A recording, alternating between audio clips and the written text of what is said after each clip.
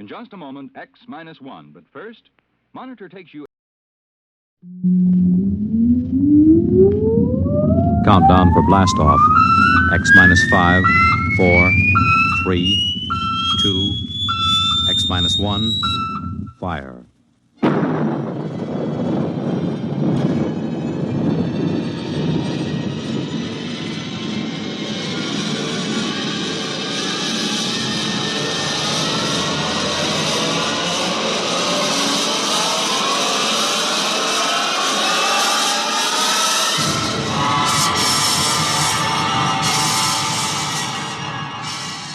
From the far horizons of the unknown come tales of new dimensions in time and space. These are stories of the future, adventures in which you'll live in a million could-be years on 1,000 maybe worlds. The National Broadcasting Company, in cooperation with Galaxy Science Fiction Magazine, presents X minus 1.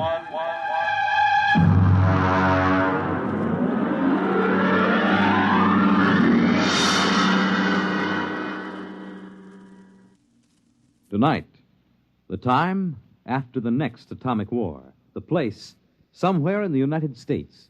The story, The Moon is Green, by Fritz Leiber.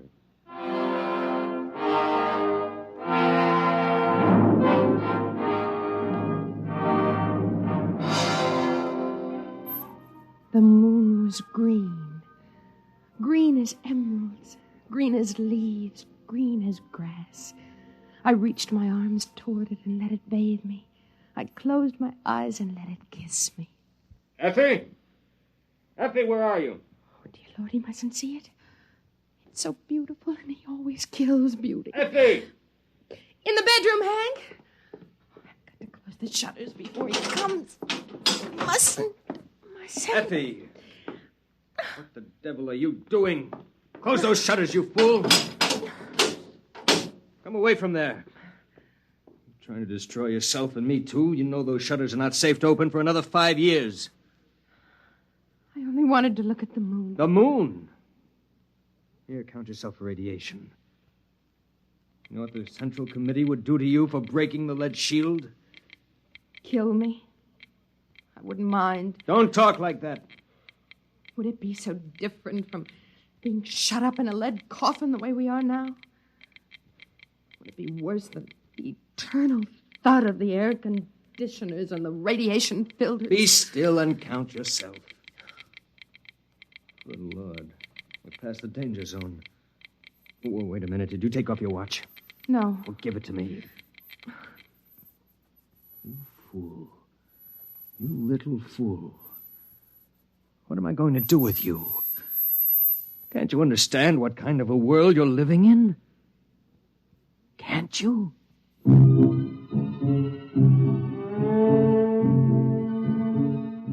Oh, yes, husband. I can understand only too well.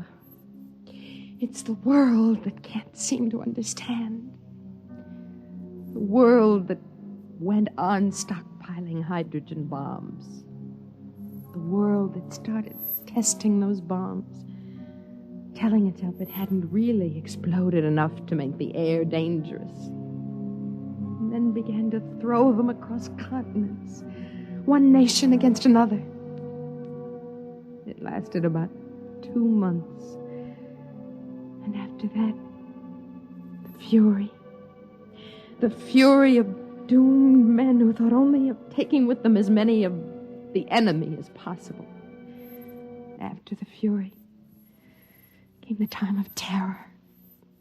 Men and women with death sifting into their bones and through their nostrils, fighting for bare survival under a dust-hazed sky that played fantastic tricks with the light of the sun and the green light of the moon. The only chance for existence was to claim one of those underground radiation-shielded places. They went to the strong. And afterward, the waiting behind the lead shields. The endless, interminable waiting. You understand, I suppose, that we were allowed to reclaim this ground-level apartment only because the committee believed us to be responsible people? And because I've been making a darn good showing lately? Yes, Hank, I understand. It's a privilege to have some privacy, you know. I could send you back to the basement tenements. Would you like that? Oh, no. No. Anything rather than that fetid huddling and that shameless communal sprawl. Yet is this really so much better? Being on the surface is meaningless. It only tantalizes.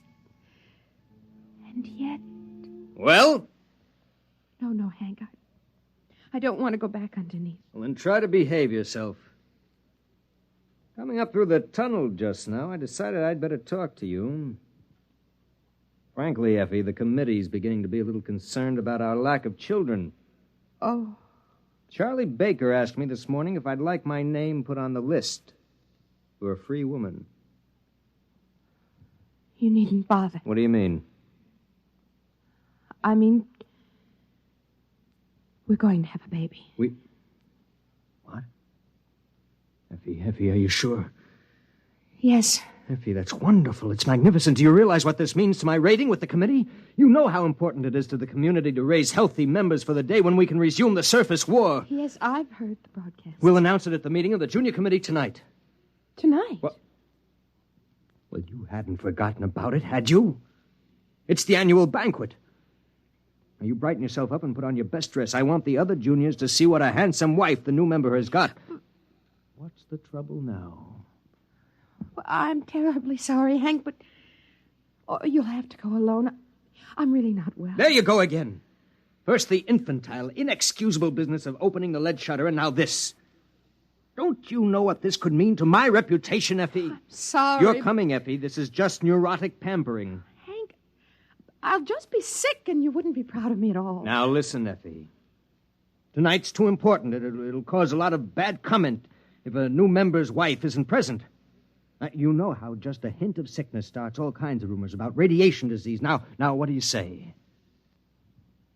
No. Effie, you're going.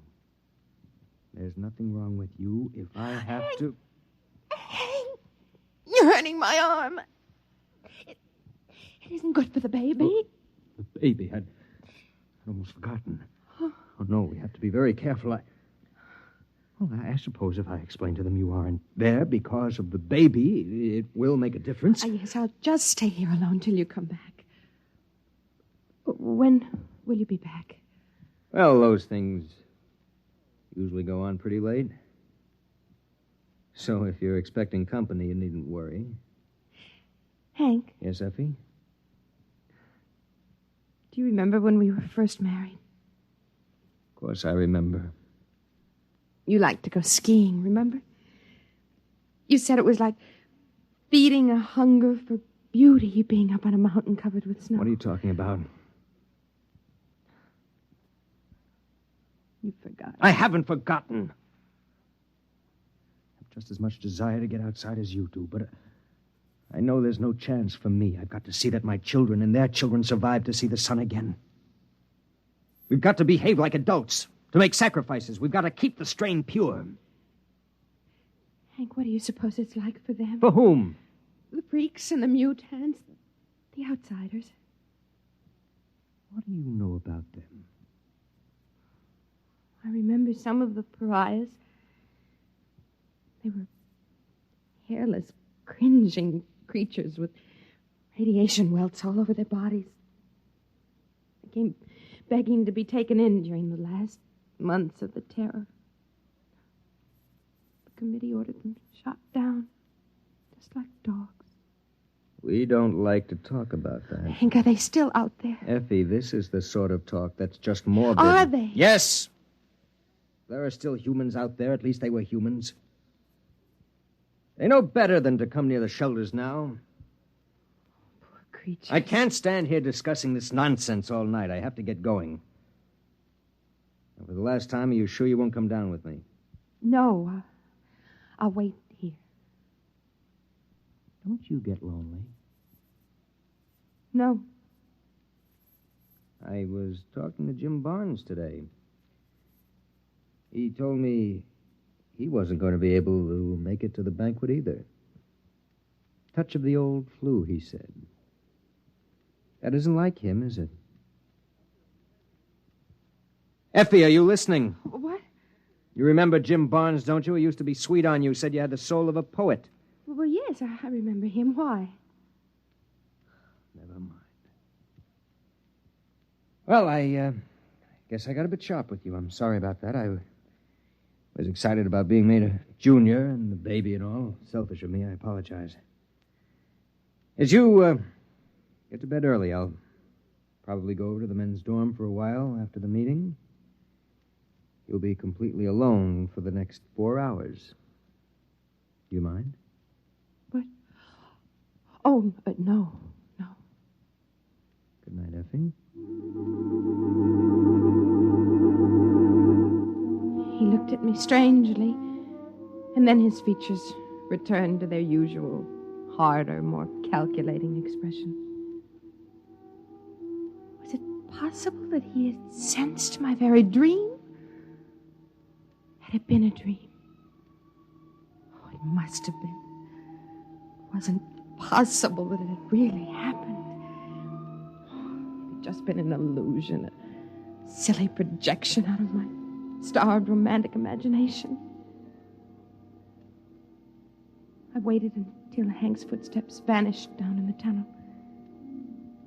And then I waited until I heard it. No, it isn't possible. There's nothing out there. Nothing but deformed monsters. I mustn't open the shutters. I mustn't. Oh, dear Lord, I've got to know. I've got to know. I've got to. Well, now, so you haven't forgotten our meeting after all. You. And were you expecting someone else? It wasn't a dream. You really were out there last night. Oh, yes, and the night before. I was afraid I dreamed it. I still think it's a dream. Lean out into the moonlight a moment. Is this a dream? Oh. Or was it a flesh and blood kiss? And your name is Patrick. Aye? Patrick. Well, now, did you open the window to find God's own breath, the fresh evening air, or did you open it to invite me in? Oh, of course. Come in. Come in. Come, Joe Lewis. Here, now, let me help you. Being a cat with 12 toes on each foot and ears like boxing gloves is a bit cumbersome. I have to help him a bit, you see. Come on now, laddie. There, now. Is your husband about? No, he won't be home for a while. Well, still, I'd better close the shop. Oh, no. Leave them open. The radiation? I don't care. I want to see the moonlight. Aye. Would you have a bit of food? Joe Lewis and I are starved for a bite to eat. Oh, yes. Yes, I'll get it. Oh, Effie? Yes. Oh, but you're a fair creature. Thank you.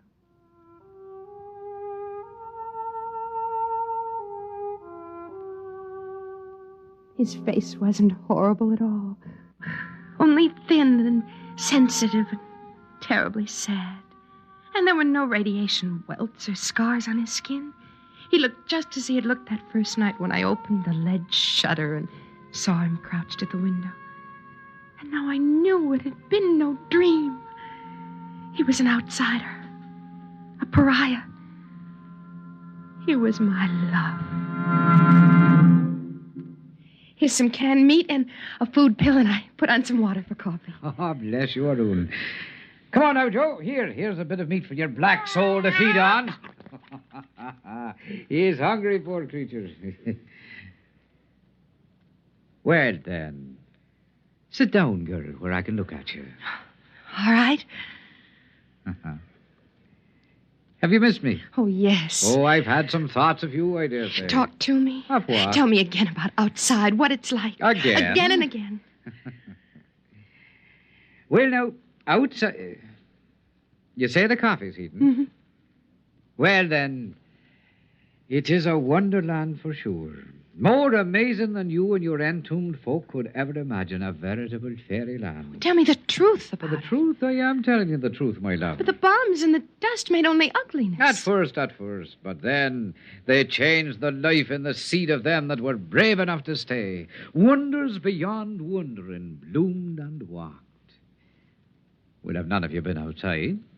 Well, the radiation teams go up into the ruined buildings once or twice a year to find canned food and batteries. But they can only work for a few minutes at a time. Ah, sure, those blind-souled slugs could never see anything but food and batteries anyway. Well, tell me what you see, beyond the city, I mean. Ah, there are gardens there. Gardens where a dozen buds blossom for every one before. And the flowers have petals a yard across. Oh. And there are stingless bees as big as sparrows suffering their nectar. Well, did the radiation make all the cats like this one? Like this runt? Why, no, girl. They are grown spotted and huge as leopards. But they're gentle beasts, for the dust has burned all the murder out of every living thing. Well, Hank says the dust kills. Would you like to hear a poem I made? Yes. I'd say it. Fire can hurt me, or water, or the weight of earth. But by some curious coincidence, the dust is my friend. Oh, more. Well, then, there are robins like cockatoos and squirrels like a prince's ermine, all under a treasure chest of sun and moon and stars that the dust changes from ruby to emerald and sapphire. And there are... What is it, love? What's that look for? There's one thing you've never told me about. And what is that? The children. The new children. Ah, now the children. The truth. The truth? Promise. I swear on the skin of my cat here. The children, is it, huh? Well, now, if you'd ever catch a glimpse of one of them, you'd never doubt me again. They have long limbs and smiling, delicate faces and white teeth and the finest hair. They're so nimble that, well, that even I, a sprightly man and somewhat enlivened by the dust, feel crippled beside them. And their thoughts dance like flames. But what's wrong with them, Patrick? Wrong? Nay, love, there's nothing wrong. Different, perhaps, and new, but not wrong. Oh, tell me. Well, then, they do have 7 fingers on each hand and 8 toes on either foot. But they're much more beautiful for it. And they have large, beautiful ears that the sun shines through. So lovely and delicate to behold. How do they behave? Their minds. Not as you and I, perhaps. They play happily in the gardens all day long, laughing and finding joy in the simplest beauty. Are they defective? Well, now, by the standards out there, you're the defective one shut up here all the while, hating and crawling in ugliness and feeling dirty. No, they're quite lovely. And they're quite perfect, the new children. Oh, you're telling the truth. You're not making it up. It is true, every word of it. Oh, I'll admit you have to look a bit hard to find these things I've been telling you. But find them you may. Do you believe me? Oh, yes. Yes, I believe you. But I'm afraid. Give me your hand. Here. Now listen to me. You must not be afraid to do as your heart tells you. That's why I'm here. Oh, Patrick. Patrick. Don't either of you move. Oh, Hank, Stay there, or I'll blast both of you. Hank, but... Carrying on like this, and not even with a man of the community, with an outcast, a pariah. No, man, I know what you're thinking, but you're wrong. I just happened to be coming by, hungry, a lonely tramp, And I knocked at the shutter, and your wife was a bit foolish and let her kind heart get the best of it. Do you think you can sell me that? Hank, please. So you're going to have a child, my dear. My child? Yes, your child. I should pull this trigger right now. I should shoot him down in cold blood. Man, you're mad. I never touched your wife. You contaminated pariah. You're going to die. Don't you know that? Hank, if you kill him, you kill the bringer of the best news we've ever had. Oh, Hank, put aside your jealousy for just a minute and listen to me. Patrick has something wonderful to tell us, all of us. What do you mean? I mean that we need no longer fear the dust.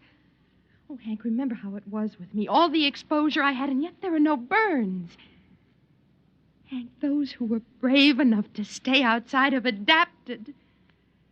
They've become a beautiful people. Did he tell you that? Everything that grew or moved was purified. He filled you with lies so he could take you. No, it's true. The radioactivity is almost gone, burned out. Effie, I've been out there. It's horrid. No.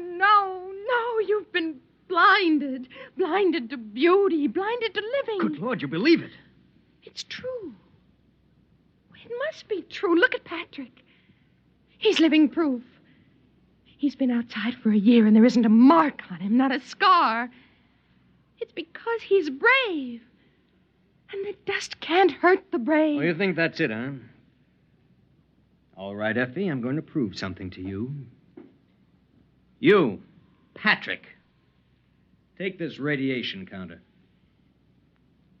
Take it. Very well. Press the button and count yourself. Go on. As you say. Read it. Read it! 1,700. Yeah, you hear that, Effie? 1,700 radioactives, enough to kill 1,000 men. He's like raw radium. If you turn out the light, he'll glow green in the dark. A week's exposure to him will destroy you. What are you proving, Hank? That he's a freak. A freak! Get away from him. He's destroying you right now. May I shut this thing off now? Patrick, is it true? Yes, I'm afraid 'tis true. Oh, you do well to cringe, both of you. I'm living death. I'm death itself. As your husband so wisely said, I'm a freak. Just like the man who ate nails and walked on fire. Only my oddity is that for some unknown reason, the dust can't harm me. I'm the only one. Step right up, ladies and gentlemen. Not too close now. And examine the man who couldn't die.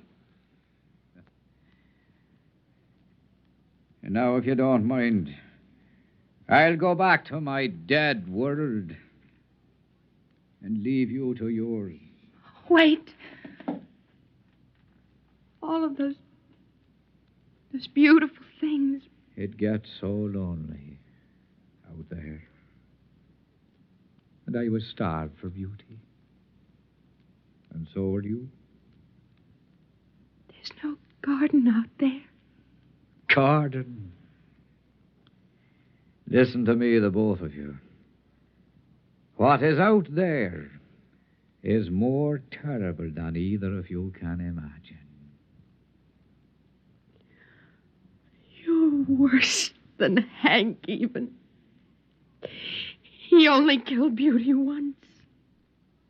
But you brought it to life so you could kill it again. You're afraid. Afraid of the loneliness out there.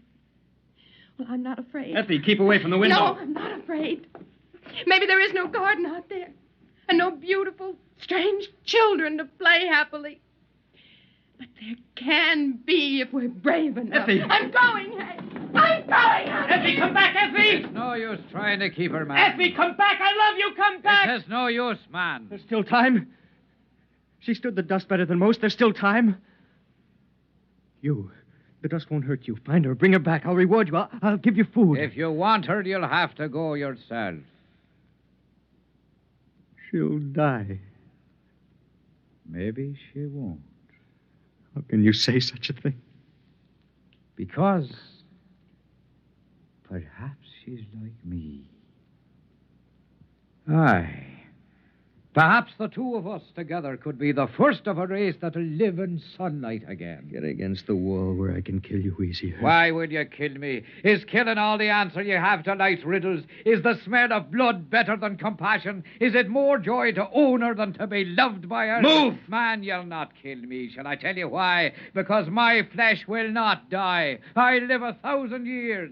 Not your brain, Patrick. And that's where this gun is aimed. Well, then you leave me no choice. You get it! Hey! Call him up! My arm! Go! Stop! Well, then I have your weapon now. Out there, you see, we freaks have learned to live together and to cooperate. It's the only way we can stay alive. Oh, I'll give Effie your love. Come on, Joe. Oh, you'd better close the shutters as soon as we're gone. The moon is beautiful, but it's deadly.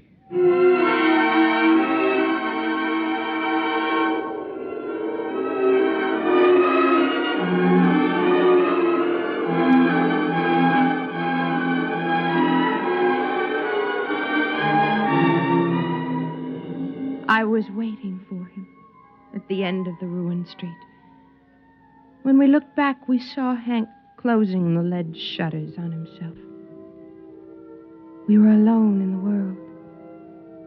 Above us, the moon was green. I bent and picked up a handful of the dust and let it trickle through my fingers. And I remembered the words of Patrick's poem. Fire can hurt me, or water, or the weight of the earth. But by some strange coincidence, the dust is my friend.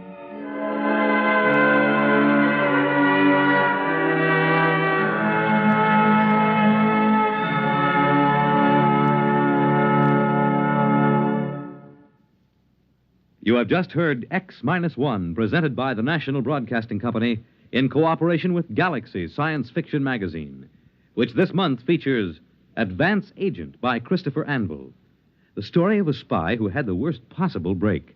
The disguise he had assumed was that of a famous man. Galaxy Magazine, on your newsstand today. Tonight, by transcription, X-1 has brought you The Moon is Green, a story from the pages of Galaxy written by Fritz Leiber and adapted for radio by George Lefferts. Featured in the cast were Joyce Gordon as Effie, Bill Lipton as Hank, Ian Martin as Patrick, and Frank Milano as the cat. This is Fred Collins. X-1 was directed by Fred Way and is an NBC Radio Network production.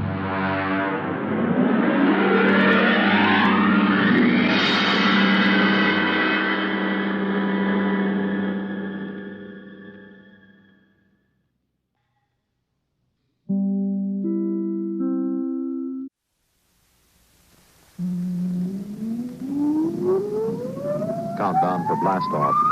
X-5, 4, 3, 2, X-1, fire.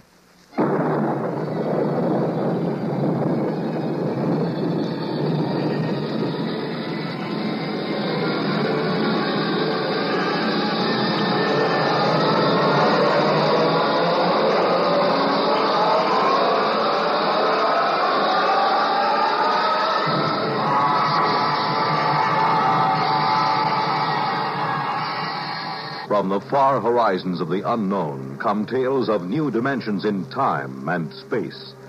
These are stories of the future, adventures in which you'll live in 1,000,000, could be years, on 1,000 maybe worlds. The National Broadcasting Company presents Minus 1.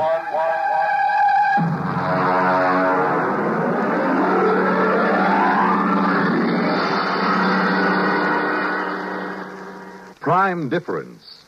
But first, hear this. This is Bill Goodwin. You know, someone once said humor is the true democracy. And that's why we Americans can smile when we tell the stories of the legendary heroes who helped to build our country's great institutions and industries, like transcontinental transportation. Ever hear of Windwagon Smith? Well, in the early pioneering days, most of the traveling was done by ox team, and if folks covered 15 miles a day, they were doing good. That's about the time Windwagon Smith showed up with his prairie clipper. The clipper was a wagon without any animals to pull it, but with a sail sticking up from the middle of the wagon. When the wind caught the sail, the wagon took off, and that's where Windwagon Smith got his name. He figured he might be able to cover as much as 70 miles a day with the clipper, and folks began to figure it might be a good thing when Windwagon pointed out how fast the country was growing and how more transportation was needed to haul people and goods. Then he invited the United States Secretaries of War and the Navy to ride on the clipper's maiden voyage. But disaster struck. The clipper got out of control, the Secretary of War rolled out, and the Secretary of the Navy landed in a cactus patch. But Windwagon and the clipper kept going and never stopped. As transportation grew in America, people all over the country claimed to have seen Windwagon Smith. He was in the pilot house of the first steamboat to sail up the Yellowstone. He held the Golden Spike when the first transcontinental railroad was completed. And when the first transcontinental plane roared out of Kansas City, it was Windwagon Smith, the spirit of American transportation, who waved the pilot on his way. Yes, it is a democracy which lets us tell stories of such legendary heroes with a twinkle in our eyes and a chuckle in our throats. And so long as we continue to laugh together as a people, ladies and gentlemen, we will live together as a nation.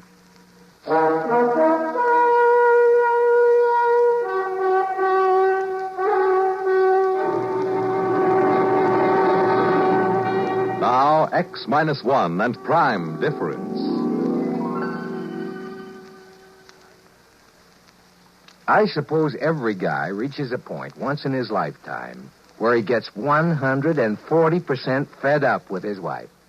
Understand now, I've got nothing against marriage. Marriage is great. A good red-blooded American institution. Only it's so permanent. Especially when you're married to a woman like Marge.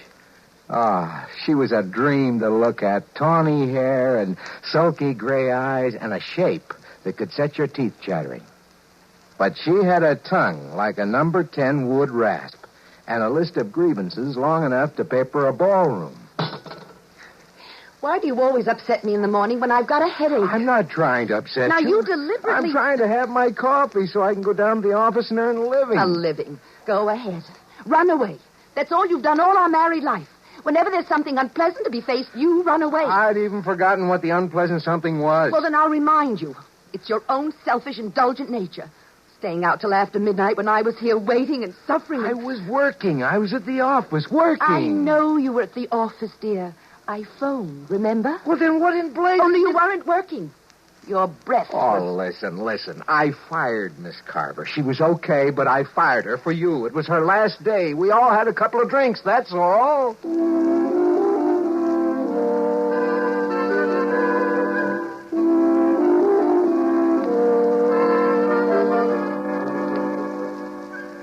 Maybe we just weren't meant for each other. I don't know. If we'd been living back in the blissful 50s, I might have divorced her. But this was 1974. And what with the Family Togetherness Act of 68 and the Aggrieved Spouse Compensation Act of 69, I'd have been an outcast and a pauper for the rest of my life. So you can't really blame me, can you, for looking for another way out, I mean? Oh, come. Oh, hi, Harry boy. Say, George, I just dug your new secretary out in the waiting room. Oh, is she here already? Ooh, boy. I tell you, if I had a secretary like that, the first thing I'd do is go out and get myself an Ego Prime. A what? An Ego Prime, a duplicate of myself to send home to the wife evenings. You know, that's strictly against the law, Harry. So speeding, but everybody does it. Well, anyway, I wouldn't think of it. It's indecent. Well, just joking, Georgie boy, just joking. Still, it's fun to think about, huh? Freedom from wife. Absolutely safe and harmless. Not even too expensive if you have the right contacts. Well, come in.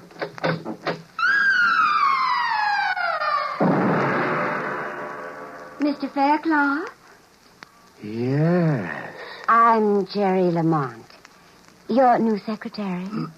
What did I tell you, Georgie boy? Harry, if you don't mind, I'd like to get right down to work with Miss Lamont. Excuse us. Why huh? not? Don't forget what we were talking about, huh, Georgie? I happen to know a fellow with just the right contacts for that deal. Yeah, sure.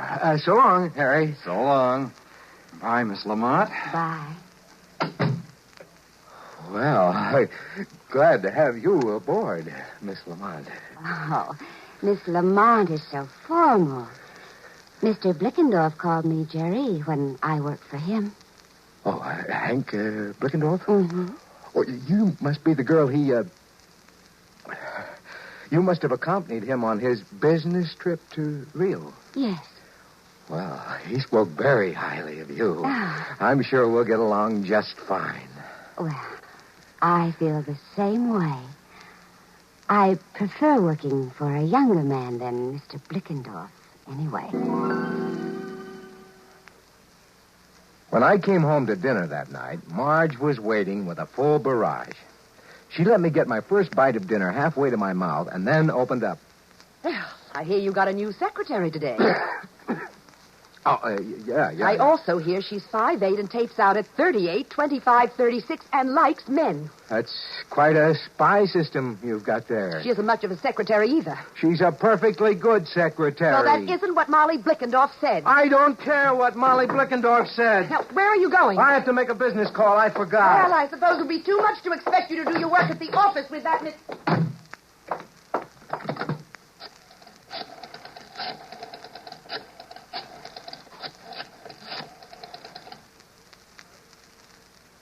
Harry? George Faircloth. Listen, Harry, you know that conversation we had this afternoon? Could you put me in touch with your friend? Yes, as soon as possible.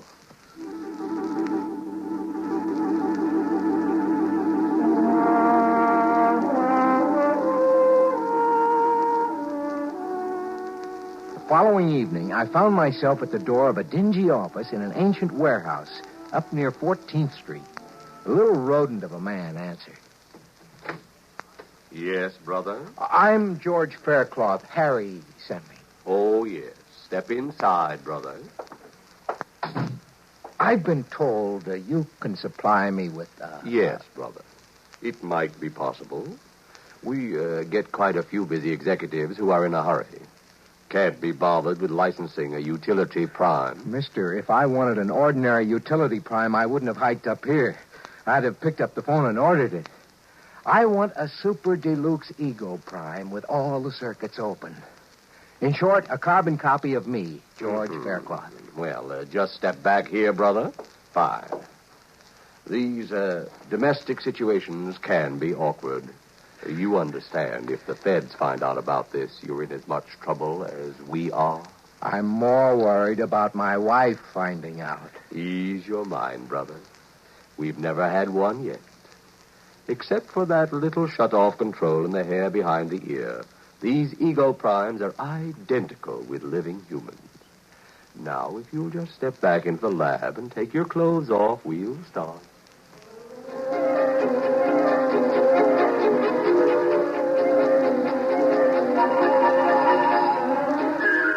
I spent a busy 2 hours under the NP microprobes.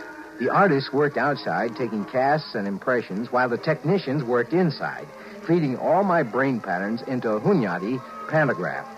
I came out of it pretty woozy, but a shot of Happy O fixed that. Then I waited in the recovery room until the salesman walked in, followed by a tall, sandy-haired man with tired blue eyes wearing a business suit, who looked remarkably like me. Mr. Faircloth? Yes? Meet Mr. Faircloth, Prime. So, this is me. Shake, George. Why, he even talks like me. I ought to. I've got a dozen Hunyadi tubes in my cranial vault with your speech patterns on them. I'll be doggone. Nice job, eh? Well, it's fantastic. Now, the shut-off mechanism is behind his right ear. Now, bring him in every 2 months for the regular 2-month refill and pattern accommodation. Let me get a few things straight. How do we change places? George Prime has remote recall. You just signal him with this transmitter, and he'll come to you wherever you are. Oh, Good. Suppose I call you GP for George Prime. Okay with me, George. Right. Now, there's the matter of the check. Oh, yes, right here. Yeah, all made out. Good. Well, thank you. And good luck. Okay. Well, let's go, GP. I'd like you to meet the little woman.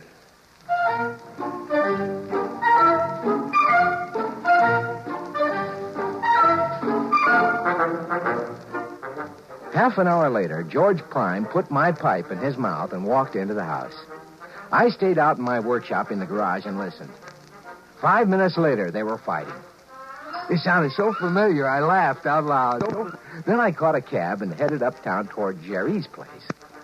We had quite an evening, and I rolled in just as George Prime was starting the car, business suit and briefcase, ready for work. I slipped into the garage. Hey, hold it. Oh, you're back. How'd it go, huh? Whew. Boy, you didn't tell me you were married to a female Bengal tiger. Well, she didn't suspect, did she? Oh, of course not. Well, what'd you do? Well, fought till about 1 a.m., then went to our respective corners and sulked. You think you can handle it? Listen, she's really a sweet girl underneath. Now, I'll be so attentive and sweet, she'll soften up. You wait and see. Well, don't overdo it. She is my wife, you know. Naturally. Now, you're sure you understand the recall signal? Perfectly. When you buzz the recall, I wait for the first logical opportunity to join you, and then you take over. Right. Now, climb into the trunk here, and I'll shut you off and lock you in. Righto. Well, I'll see you tonight, old man. I'll see you tonight, George.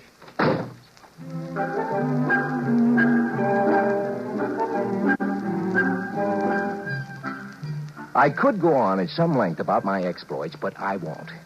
In the end, it was like buying a 3-dimension TV set. After a week or two, the novelty starts to wear off. Well, I got it down to where Tuesday and Thursday nights I was informally out while formally in. The rest of the time, George Prime was in the box. Well, Marge didn't suspect a thing. In fact, George Prime was having a remarkable effect on her. Oh, that you, George? Yeah? Hello. Oh, you look tired. Have a hard day? Well, now that you mention it, yeah, I did. Yeah. Well, but why don't you sit down and relax? I fixed a martini before dinner. That sounds like a splendid idea. Are you all right? I'm fine. Why? Nothing. Well, what are you looking at? Oh, You've done something to your hair or something. You like it? Yes. You know, I've always thought you were a darn beautiful woman. Well, thank you, Mr. Faircloth. You know, you're not so bad yourself since you stopped scowling and snapping. I guess that's a compliment, huh? George, isn't it about time we stopped clawing each other? It's what I've always wanted, Marge. So have I. And, well, you've changed so much recently. What changed? Well, you know, you've been less irritable and more considerate and so much more vital. Oh, you know what I mean. Yes, I'm afraid I do. George. Yeah? Look, let's have dinner and some wine and spend a nice evening together, like we used to when we were first married. Why, sounds fine. Holy smokes. Hey, what time is it? It's 7:30. Why? Listen, I have to run down to the corner for some tobacco. I wouldn't want to spend a relaxing evening without tobacco, you know. But there's some in your holder. Well, I want something fresh. You chill the wine. I won't be a minute. All right, dear, and hurry back.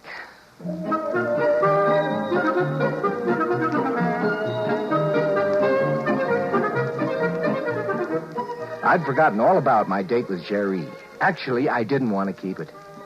The idea of spending a quiet evening with Marge was really appealing for a change. But I had to run over and explain to Jerry, so I sent George Prime in to keep Marge company till I got back, which was about midnight. As I walked down the path, I looked in the window. George Prime was there, and he was kissing my wife the way I hadn't kissed her in years, and she wasn't exactly fighting him off either. I almost wore off my thumb on that recall button before he came out to the garage. Are you there, George? It's me, GP. Well, it's about time. I'm sorry, old man. Sorry. Look, I saw what was going on in there. Well, You know, old bean, I am a super deluxe model. I should say you are. First thing tomorrow, big boy, I'm taking you in to have your circuits rewired. Look, aren't you being a little overly jealous? No, I mean for a man who wanted to get rid of his wife. I never said that. Well, I could never understand it personally. Listen. She's the one who's going to be suspicious if I don't get back there. Now, you give me that dressing gown and you get back in that box. Tomorrow morning, back to the factory.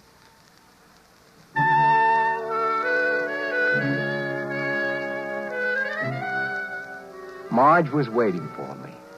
And one of those flimsy things that I'd given her when we were first married. I must say she looked so charming and lovely that my heart just melted. And still I was overwhelmed with a sense of guilt, and I wanted to tell her what I'd done. You finally got back. I thought you'd never get here. Oh, my, you look ravishing. That's the idea. Marge, listen, I've got to tell you something, and before I do, I want you to know that in spite of the cad I've been, I do love you. I always have. I know that. And you don't have to tell me anything. Oh, this is important. And it'll shock you. In fact, you may never speak to me. I know what you're going to tell me. You mean? About George Prime. Great Scott, you knew. Well, of course, George.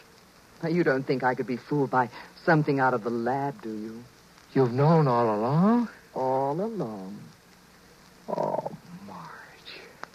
Then tomorrow morning, we'll send that stuff dummy back to the factory. And then we'll live the way we've always wanted. Oh, yes, dearest. The way we've always wanted. I just don't know where to begin. Then why not begin by just kissing me? I kissed her tenderly, and her lips were softer and more responsive than I've ever known them. Yes, she'd certainly changed. I turned out the lamp. I ran my fingers through her fragrant tawny hair. My thumb stopped at a little depression behind her ear. And then suddenly, I knew what had happened. It was a turn-off switch, of course. And I, George Faircloth, was now married to Marge Prime.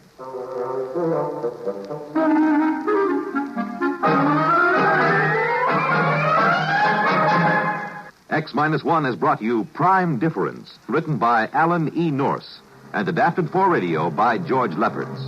Featured in our cast were Lawson Zerbe as George and George Prime, Anne Loring as Marge, Evelyn Jester as Jerry, Merrill Joels as the salesman, and John Thomas as Harry. This is Fred Collins. X-1 was directed by George Voutsas and is an NBC Radio Network production.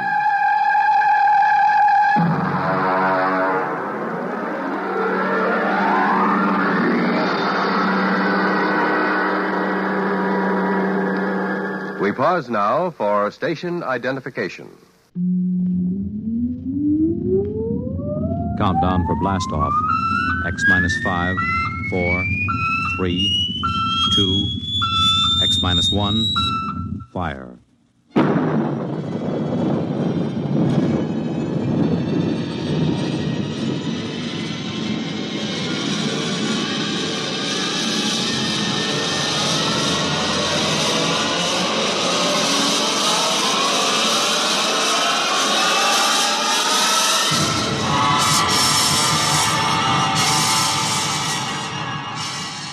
From the far horizons of the unknown come tales of new dimensions in time and space. These are stories of the future, adventures in which you'll live in a million, could be years, on 1,000 maybe worlds. The National Broadcasting Company, in cooperation with Galaxy Science Fiction Magazine, presents X minus 1.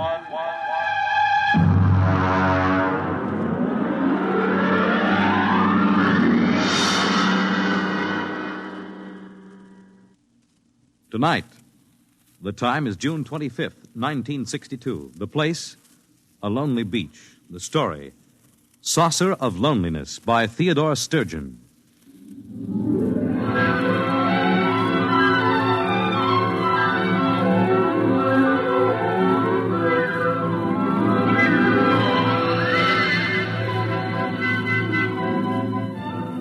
My name is Jason Beniades. I'm a newspaper reporter, 31 years old.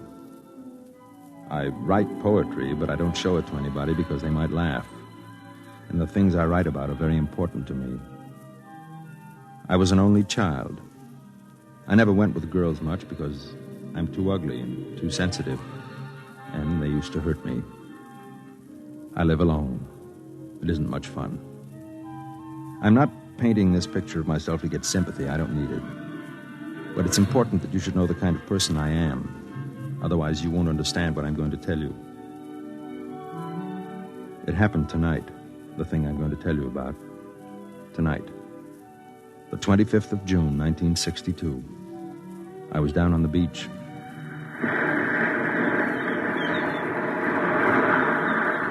Hey, mister! Hey, mister! What is it, kid? You seen a cop around any place? On this beach? I found this pile of clothes down near the rocks. The lady's dress and shoes. Well, did you see anybody? A girl? Well, I think so, but she was running along the sand in the moonlight. I yelled to her, but she just kept running, and then I found these. Look, kid, you go try to find a cop someplace. I'll see if I can find the girl. Okay.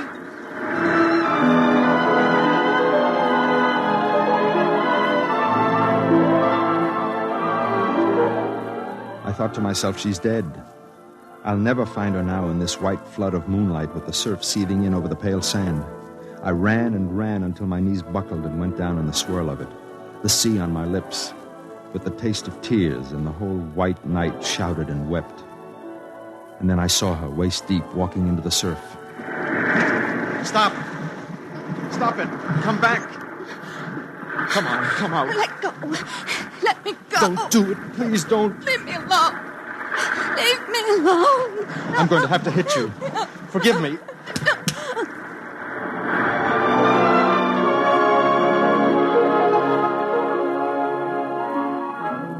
I hit her in the neck with the edge of my hand, and she slumped.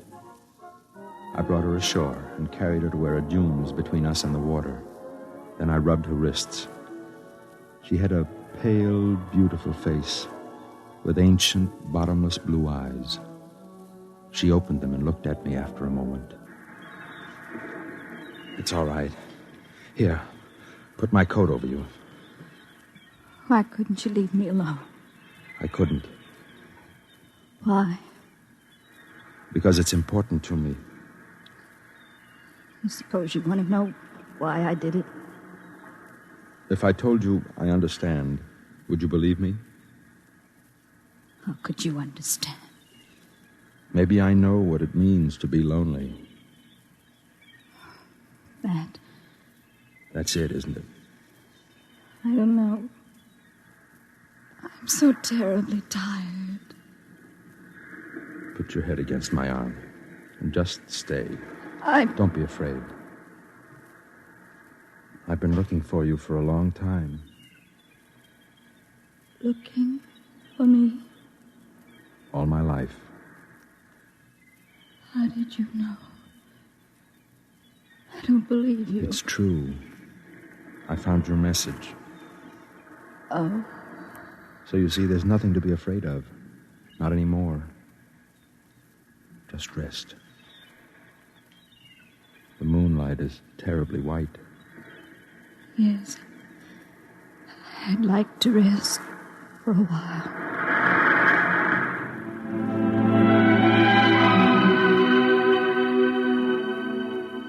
She didn't remember it, of course. But I was one of the reporters who had covered the story when it first happened, 5 years ago.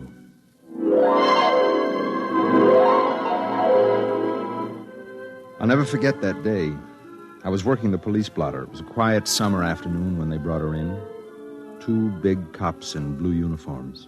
Come on now, girlie, come on. Let me go. I haven't done anything. Take it easy now. What's the trouble, Connolly? Disturbing the peace, Sergeant. Is this that Central Park call? Hey, this is it. I thought you radioed that there was a near riot up there. Oh, you should have seen the place. All right, give me the report. Well, me and Bennett got up there, and there was a mob of people all surrounding this girl, see? So we bust through, and there in the middle of maybe 600 people, she's lying there, sort of in a faint. I asked a couple of people what the difficulty was, and they tell me it's the flying saucer. The what? The flying saucer. What flying saucer? Let me finish, Sergeant. What flying saucer, I ask. And then they says that this girl was standing on the green, and suddenly the saucer comes down and starts whirring over her head like a halo. What is this, miss? A gag? It happened. It did, eh? Well, now suppose you tell me your version. I was standing in the park, and I looked up, and there it was. Describe it. It was beautiful. It was golden with a dusty finish, like an unripe Concord grape. It made a faint sound, a chord of 2 tones, and it circled over my head like some great round hummingbird. Go on. Well, other people must have seen it because they were all looking at me and pointing. I saw one man cross himself. And then it came down and touched me and spoke to me. This flying saucer spoke to you? Yes. And, just what did it say to you? I said, what did it say? I can't tell you. A secret, huh? Yes. I see. Connolly, this girl is for Bellevue. Well, Sergeant, the plain fact is that it happened just like that. And 10 witnesses all agree it did. Are you trying to tell me that there was such a thing as this whirring hummingbird of a saucer? Oh, there was that, Sergeant. And just how do you know, Connolly? Well, we've got the thing out in the squad car. You what? Bennett's bringing it in right now, see? About 36 inches across it is, and covered with strange markings. Great, Mother. Did you call the bomb squad? I didn't think of it. Well, think of it, man. This may be some kind of atomic weapon. I'll turn it over to ballistics. Never mind about ballistics. Call the FBI and tell them we've got this thing. Yes, sir. What about the girl? We'll book her on disturbing the peace. I've got a feeling the government men may want a word with her. Sergeant. What is it, Beniades? I'd like to do a story on this for my paper. Could I have a look at the saucer? We'd better clear it first. Well, could I talk to the girl? After she's been booked. Connolly, is the crowd still up at the park? Very likely. Well, I'll run up there and get some eyewitnesses. Then I'd like to come back and talk to the girl.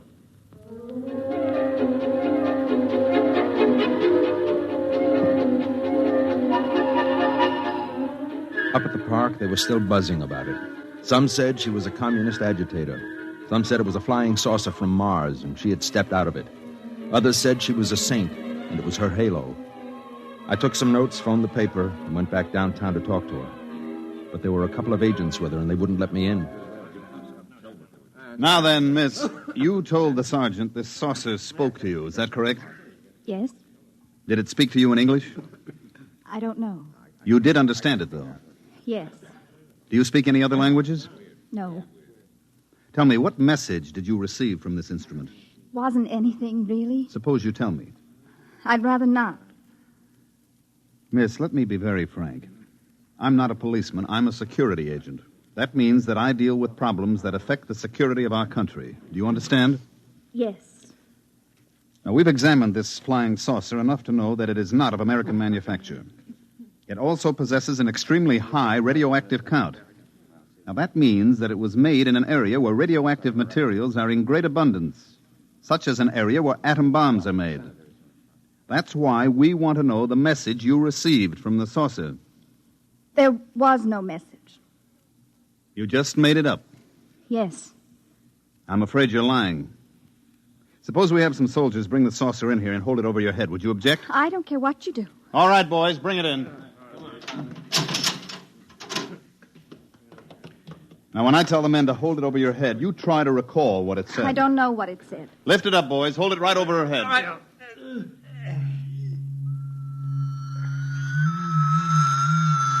It's talking to you now, isn't it? Yes. What is it saying? What did it say? All right, boys, crate it up and send it down to the National Research Laboratories. Right. What about the girl, sir? We'll get nothing out of her. I don't believe she really knows what that humming noise is. Better have a psychiatrist examine her. Yes, sir.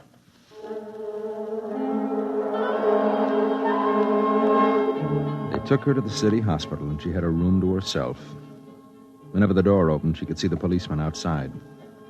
The door opened quite often. There were a lot of important people, some in army uniforms, who came up from Washington just to see her and talk to her. Apparently, they had analyzed the flying saucer and discovered something that made this girl about the most important person in the country. I used to stand outside, and I could identify the heads of certain security agencies, but nobody would answer the questions that the reporters shot at them. Sir, excuse me? Yes? I'm Jason Beniades from the Trib.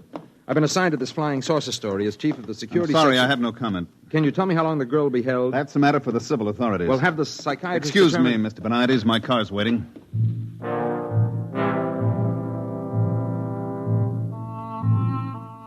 A few days later, she was released from the hospital and returned to the court to be tried on the disorderly conduct charge.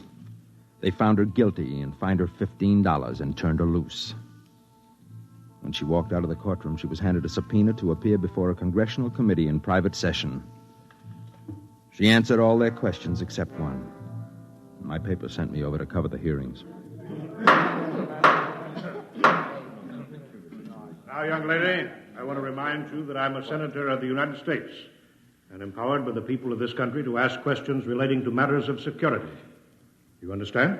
Yes, Your name is Janet Boyce, is it not? I told you that. Now, at an earlier session, you testified that as a young girl, you were a member of a certain organization in your neighborhood. Would you name it? The Rinky Dinks. Who comprised the Rinky Dinks, Miss Boyce? It was just a bunch of girls who got together to play field hockey and listen to recordings. Any particular recordings? Mostly Eddie Fisher. I see. Now, this flying saucer, you said it talked to you. You did say that, didn't you? Yes, And then you denied it. Yes. Why? because I was tired of answering questions. Young woman, let me put something to you squarely. Oh, by the way, I think if there are members of the press here, I can divulge a rather spectacular piece of information to you.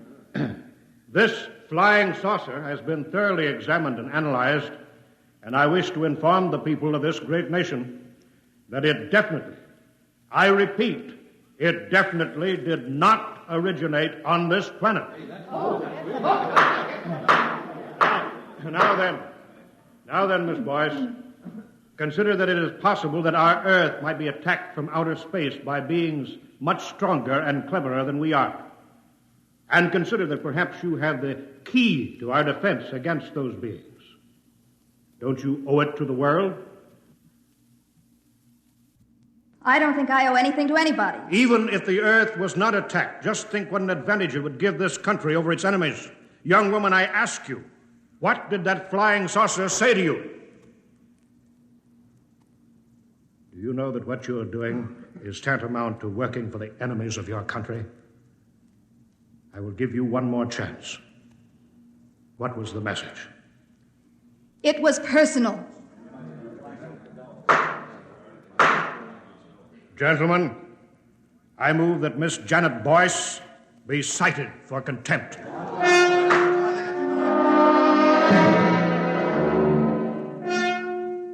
The furor was fantastic.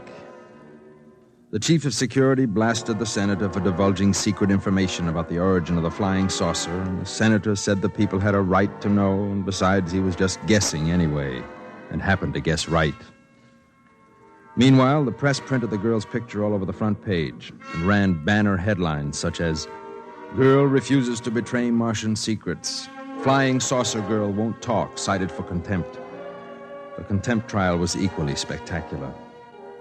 She didn't plead any amendment or anything. She just said the saucer was talking to her, and it was nobody else's business.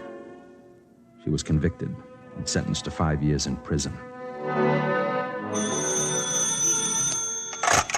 Beniades. Yes, Chief.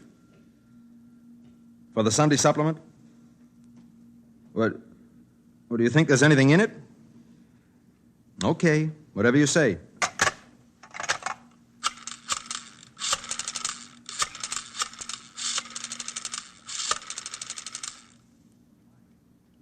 Mike, get me everything you can on that flying saucer girl, will you? Yeah, the one that was sent to jail about 4 years ago. See if you can find out what she's doing now. She was released about 6 months ago, I think. Uh-huh. Yeah, the boss wants a feature for the Sunday supplement. Okay.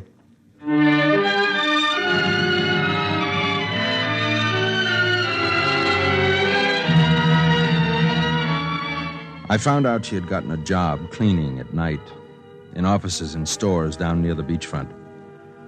There weren't many to clean, but that meant there weren't many people to remember her face from the newspapers. I tracked her down and caught up with her in a one-armed coffee joint about 4 a.m. Excuse me, miss. Do you mind if I sit here? No.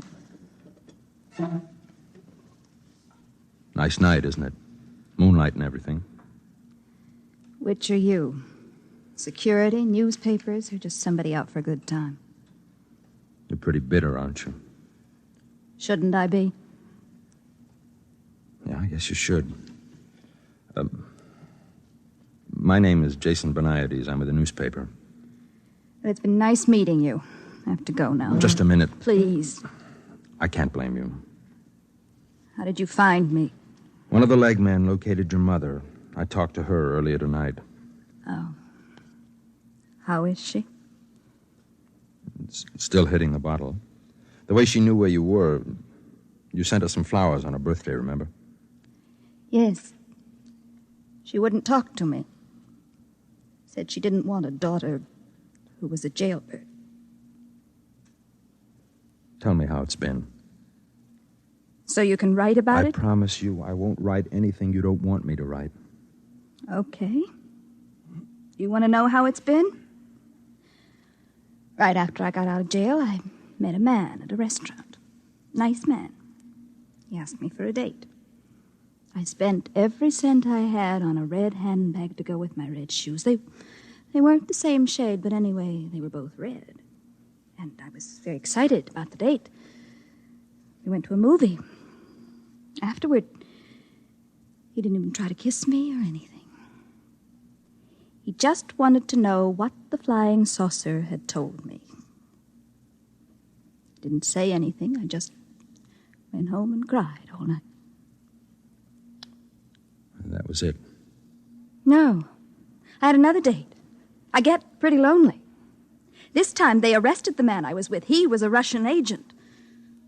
On Christmas Eve, 4 men called me up and sang me a song. Would you like to hear the words? It doesn't matter. They go, the flying saucer came down one day and taught her a brand new way to play, and what it was she will not say, but she takes me out of this world. I'm sorry. Now will you go away and leave me alone? Yes. Aren't you going to ask me the big question? No. Everybody does. No, well, not me. You will, sooner or later. Maybe. Look, can I take you home? No. Can I see you again? Please. I don't know. I'm afraid to let myself like anyone. Trust me, will you? I'm not sure. Maybe. Maybe. I'll wait here for you tomorrow night. All right.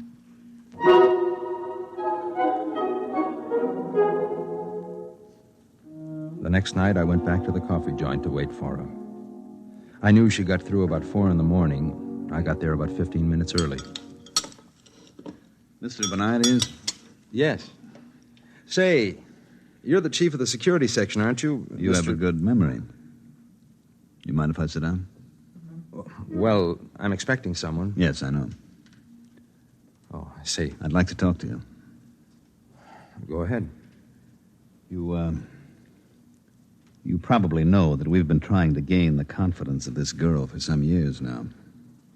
Yes. And, apparently you've succeeded where we've failed. Well, not really. In any event, you seem to be making some progress. She may not even show up. I think she will. Now, I'm going to ask you to help us. Help? In what way can I help? We have reason to believe that this girl is a courier for some alien power. On what do you base that? Well, there was the incident of the saucer, of course. We've definitely established that it came from some other planet. And recently, she's been throwing messages inside bottles into the ocean. What sort of messages? They're always the same. Now, I have one right here. You're welcome to read it and see if it makes any sense. We've had every decoding expert in the service trying to break it. But we can't seem to find the key. I see. Now, she's throwing literally hundreds of these messages in bottles into the sea. We've got many of them, but not all, naturally. Now, what we're most interested in is locating the contact. Naturally. And that's where you fit in. We'd like you to gain this girl's confidence even further. Try to find out just what these messages mean, and beyond that, what the saucer said to her.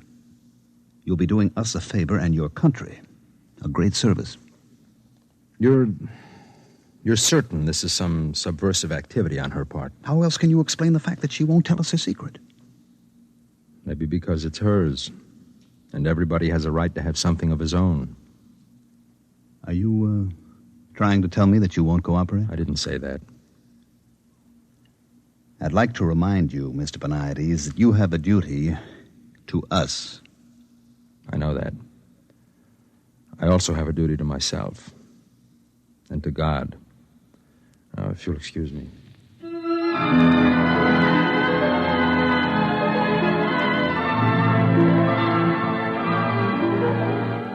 I folded the bottle message and put it in my pocket. I waited for her to show up. The minutes went by, and the hours, and I knew she wasn't coming. Oh, she had come and seen me with the chief and changed her mind. That's when I left the cafe and walked down to the beach. That's when I dragged her out of the surf before she could follow one of her bottles into the water. How do you feel now? Are you cold? Why should you care? I do. Is that why you were sitting with the security chief in the cafe? I didn't arrange that meeting. He asked me to spy on you. I suppose he told you about the bottles. Yes. Wonder how much of the taxpayers' money they spent gathering them up. You'd think they'd get tired of it. All the writing in the bottles is the same. Maybe you could have saved a lot of trouble. Do you think so?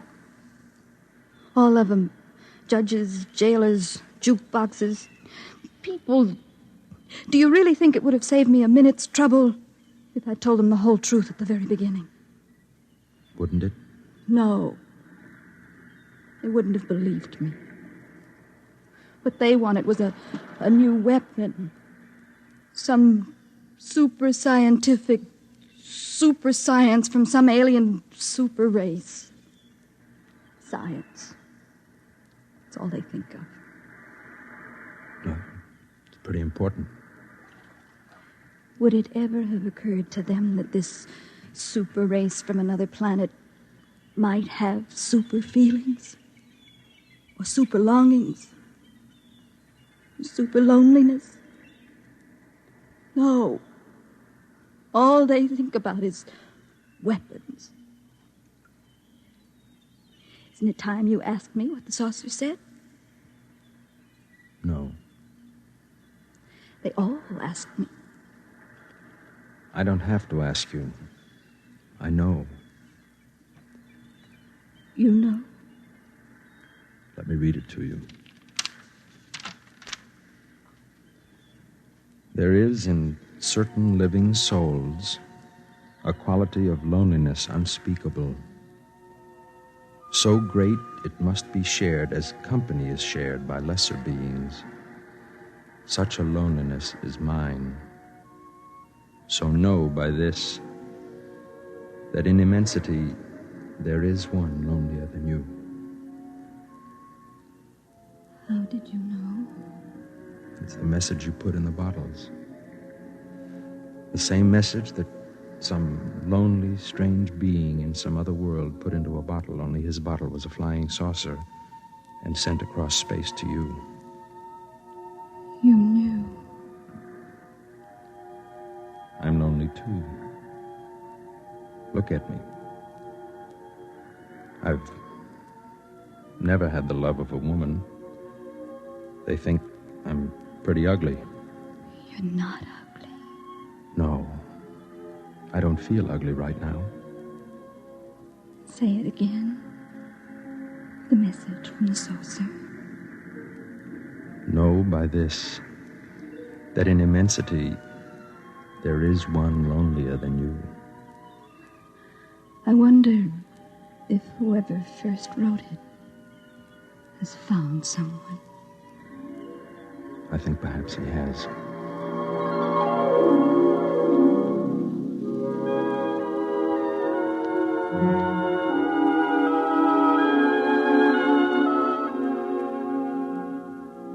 She looked at me and said nothing. But it was as if a light came from her. More light than even the practiced moon could cast. Among the many things it meant was the fact that even to loneliness there is an end for those who are lonely enough, long enough.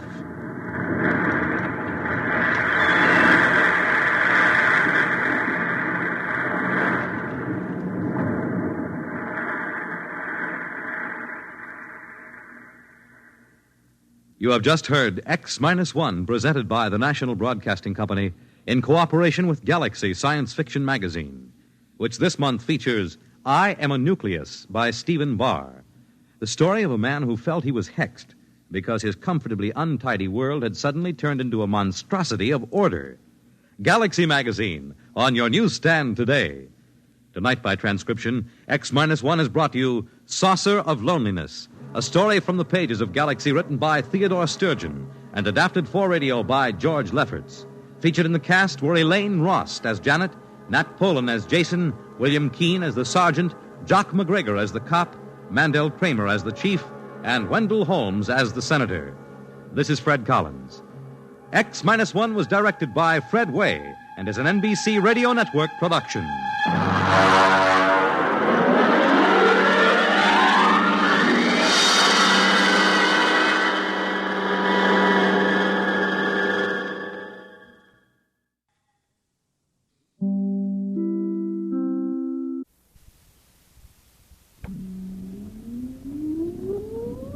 Countdown for blast off.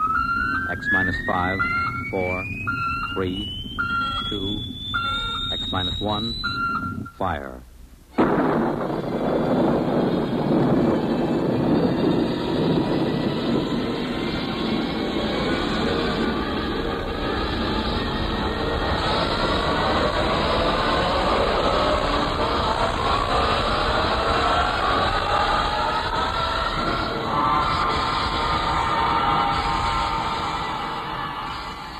From the far horizons of the unknown come tales of new dimensions in time and space. These are stories of the future, adventures in which you'll live in a million, could be years, on 1,000 maybe worlds. The National Broadcasting Company, in cooperation with Galaxy Science Fiction Magazine, presents Minus 1.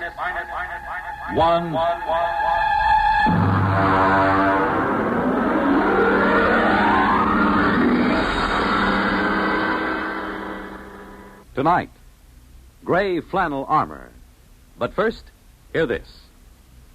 Everyone knows about and admires Bob Hope's frequent globe-trotting trips to entertain our servicemen in far-flung corners of the earth.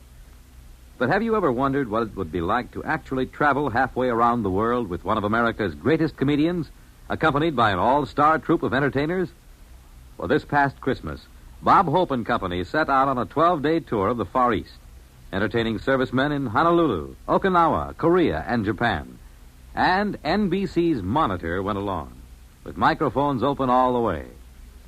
This weekend, you'll find yourself a voyager on this exciting trip, along with Bob, Jane Mansfield, Hedda Hopper, and Jerry Colonna, as Monitor broadcasts highlights from Operation Entertainment. And this is only part of the top variety of information and entertainment Monitor brings you all weekend long, beginning Friday night. So start your weekend right with Monitor on Friday night, and stay with Monitor all weekend long for celebrities, music, news, and sports over most of these same NBC radio stations.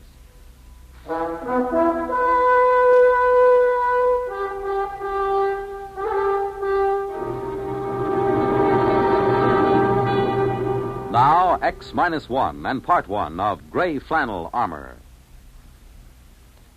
My name is Thomas Hanley, and my case history is of particular interest to anthropologists, sociologists, and students of the bizarre.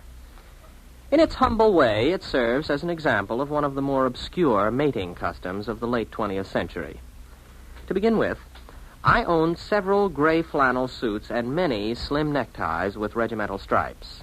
Millions of us roam the streets of our great cities, footsteps firm and hurried, eyes front, voices lowered, dressed to the point of invisibility. But inside, I fairly seethed with romantic ideas, of swinging cutlasses, of beautiful damsels, their hair shimmering in the moonlight. In short, let's face it, I was a romanticist. But romance is a commodity difficult to come by in the great cities. Life is too impersonal, too busy, too standardized. This particular Friday night, I returned from my office to my one-room apartment and prepared to face another long, dull weekend. Then the doorbell rang.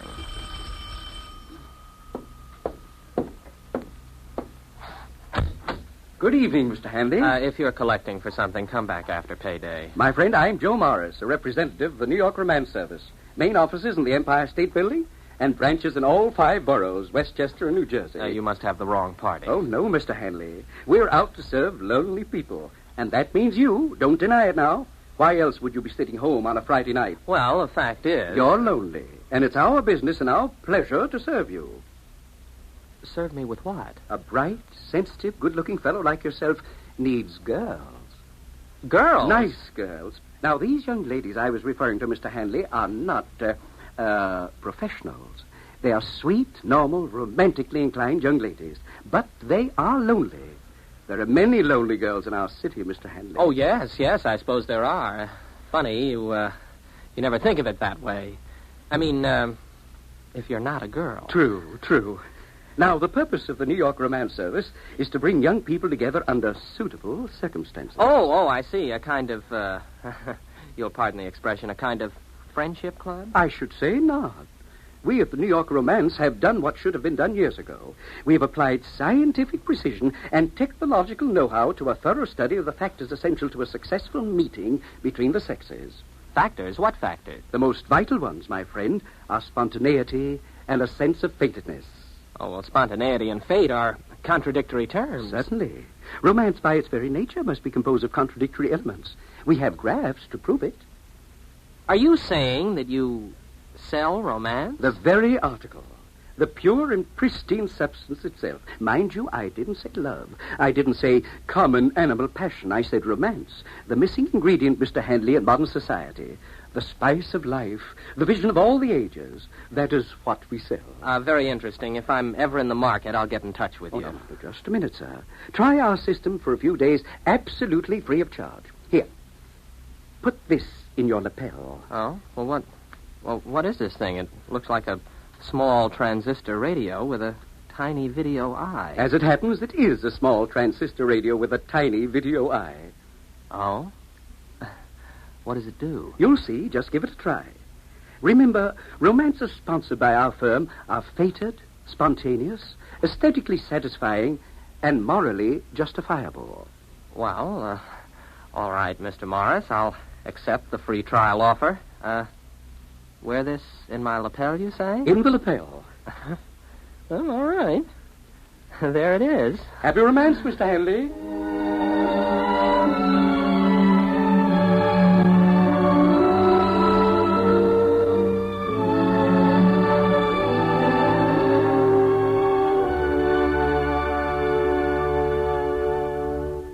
You're listening to The Gray Flannel Armor, tonight's attraction on X-1.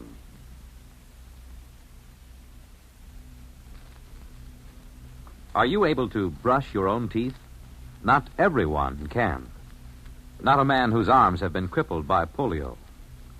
There are thousands of disabled polio survivors who must depend on someone else to help them perform the simplest, most personal acts. With your help, many polio victims can learn how to be independent. Right now, there are 100,000 survivors of crippling polio who need help. They need your dimes and dollars to pay for expensive care and equipment. Your contributions will provide trained hands to teach a polio survivor how to live with his disability. Thanks to you, a polio-scarred life will once again seem worth living. Remember, Your generosity is the one hope of thousands for whom Salk vaccine came too late. Join the 1958 March of Dimes. Won't you right now send your dimes and dollars to your local March of Dimes headquarters?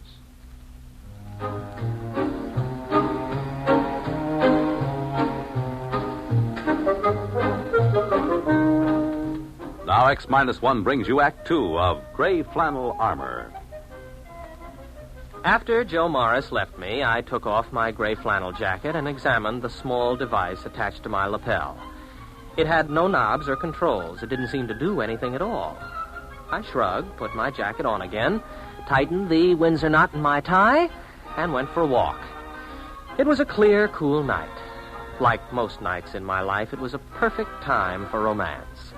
Around me lay the city, infinite in its possibilities and rich in its promise. But it was devoid of fulfillment. Nothing ever happened.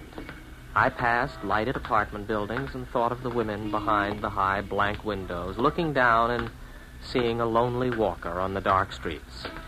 Wondering about me, maybe, as I was wondering about them.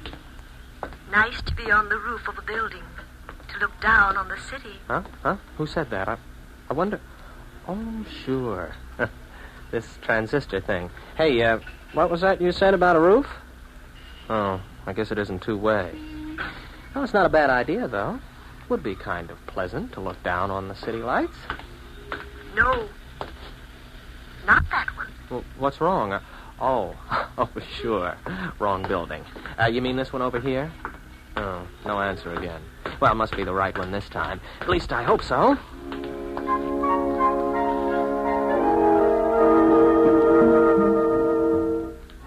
I walked into the lobby, and I remember thinking how you had to hand it to New York romances. They seemed to know what they were doing.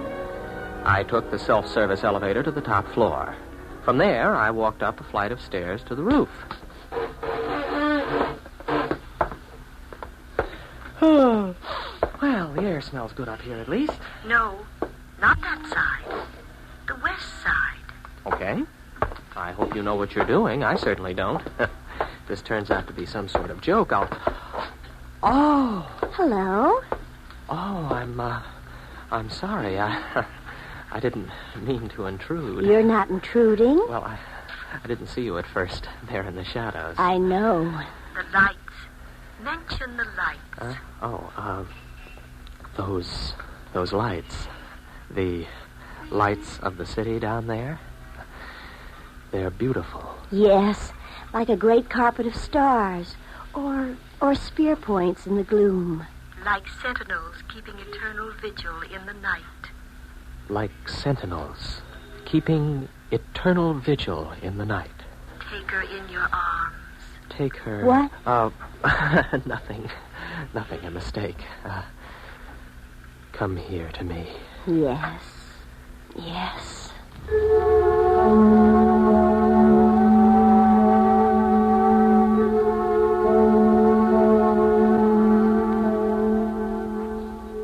As she was melting in my arms, I caught sight of the small transistor set pinned to her shoulder strap. The one exactly like the one in my lapel. You can't help feeling a little odd about a romantic meeting set up and sponsored by transistor radios. I could visualize 1 million young men in gray flannel suits roaming the streets in response to barely heard commands from 1 million tiny radios. I tried to forget my doubts. The next night, I took another walk and found myself in a slum section of the city. I decided I'd made a mistake and started to turn around. Why not walk on? You want me to walk down this alley? Oh, well. Help! Oh, good night. 2 muggers after a girl. I better look for a policeman. Why do that? You can handle them. No. A policeman can do it a lot better. No, you must do it now. But there's 2 men. They're probably armed. You can do it. Well, here goes. Oh, you don't. Now, wait a minute. I'll take you. Go over, you rats. Oh, there. Take that. And that. That'll teach you to harm a helpless girl. You saved me. You saved my life. I had to come. I had to come. Yes, I know. Take her in your arms. Yes, I know.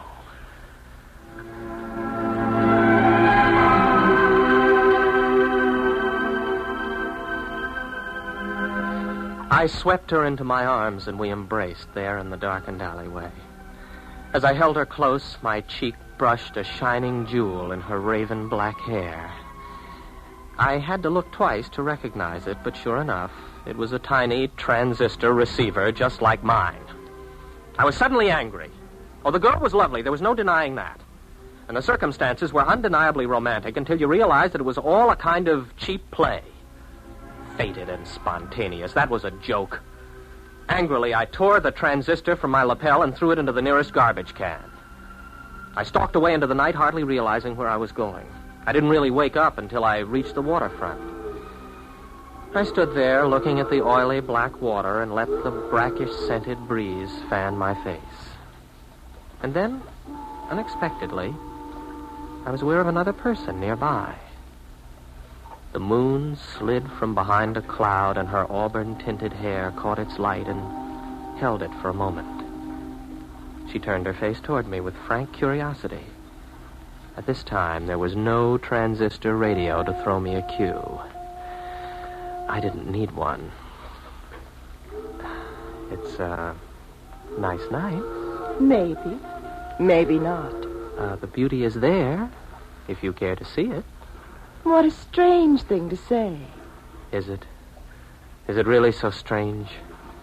Is it strange that I'm here at this very moment, and that you're here too? Perhaps not. No, perhaps not. Let me look at you. Oh, you're really beautiful, you know. Am I? You know you are.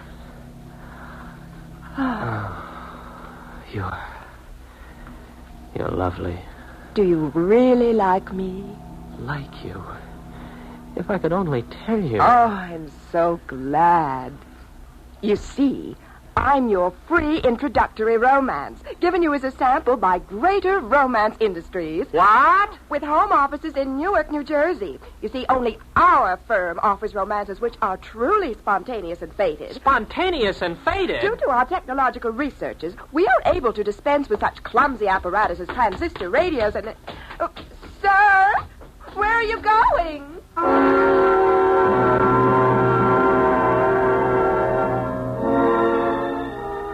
I was sick and disgusted. After that, there were several other attempts to get in touch with me, but I ignored them. I wanted no more to do with the romance game. In a couple of days, I called up a twittering aunt of mine, and she arranged a blind date for me with the daughter of one of her oldest friends. The blind date was a nice, friendly girl with plain, mousy brown hair. We were introduced in my aunt's living room, and we sat out on her sun porch and talked. So you're Tom Hanley. Yeah, I guess I am. Your aunt has told me a lot about you. You work in advertising, don't you? Yes, that's right. Madison Avenue. Oh, I think that's thrilling. Advertising, I mean. It's such an interesting field. Well, we like to think so. Yes, I imagine you do all right. Seems like, it's warmer this evening, doesn't it? Yes, it is. Although I don't mind the cooler weather so much. Lots of people complain about it, but I don't mind. Well, I don't either, I guess. As long as you're dressed for it. Yes, I suppose that's the secret. Oh, I was just thinking, do you like bowling? Oh, I don't know. I've never bowled. Oh. Do you like tennis? I'm crazy about tennis. Well, tennis is all right. Yeah. I guess you could say tennis is fine. I'm crazy about it.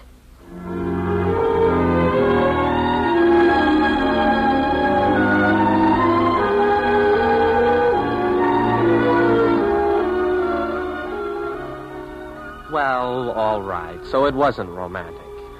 At least it wasn't at first. But there must have been something about it. We began to hit it off, and we had more dates, and one thing led to another, and the first thing you know... Darned if we didn't get married. Yes, that's the story of my courtship.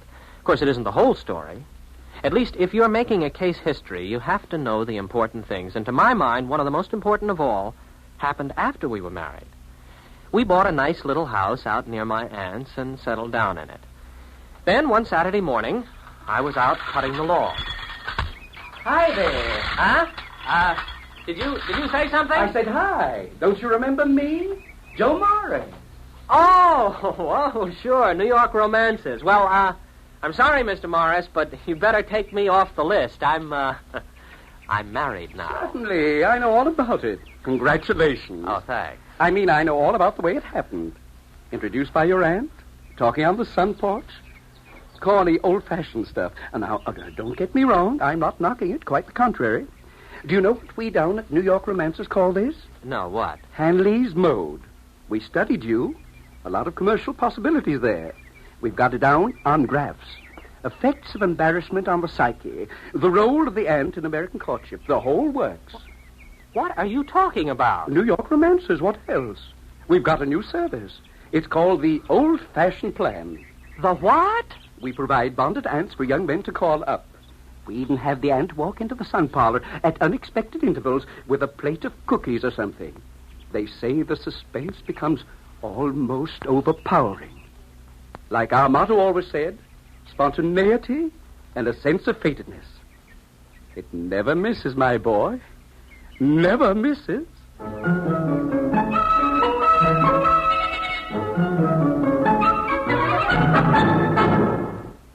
Fred Collins again, and I'll have another word about X-1 in a moment.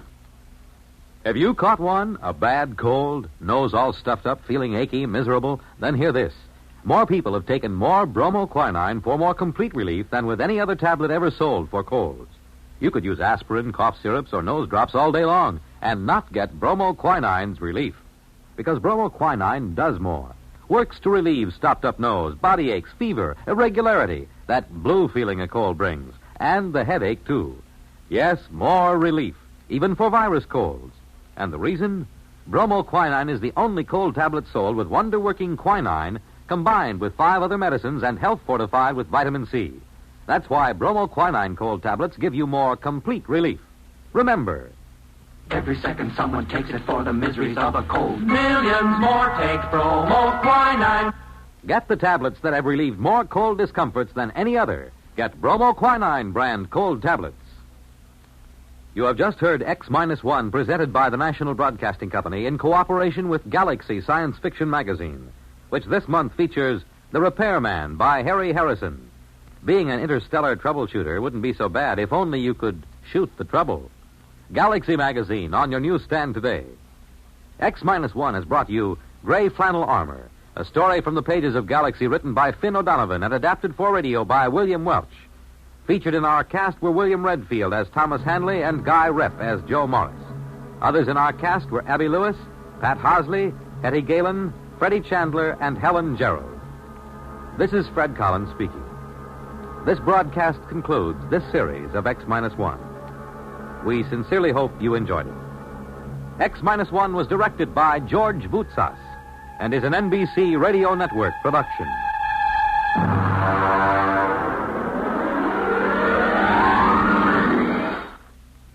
Guest star Don Amici is your host on Nightline, your line to new worlds of entertainment after dark. Tonight on most of these NBC stations.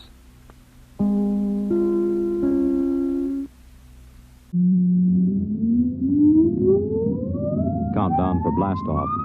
X-5, 4, 3, 2, X-1, fire.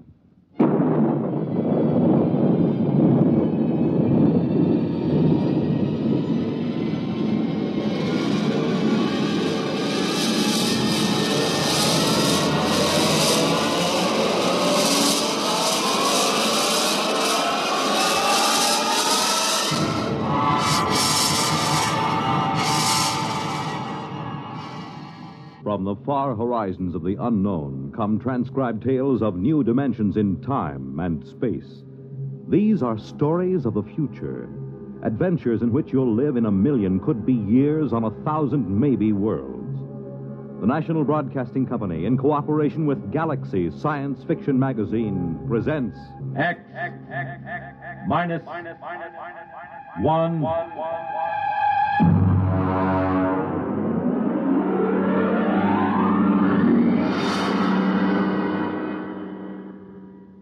Tonight, The Girls from Earth by Frank M. Robinson.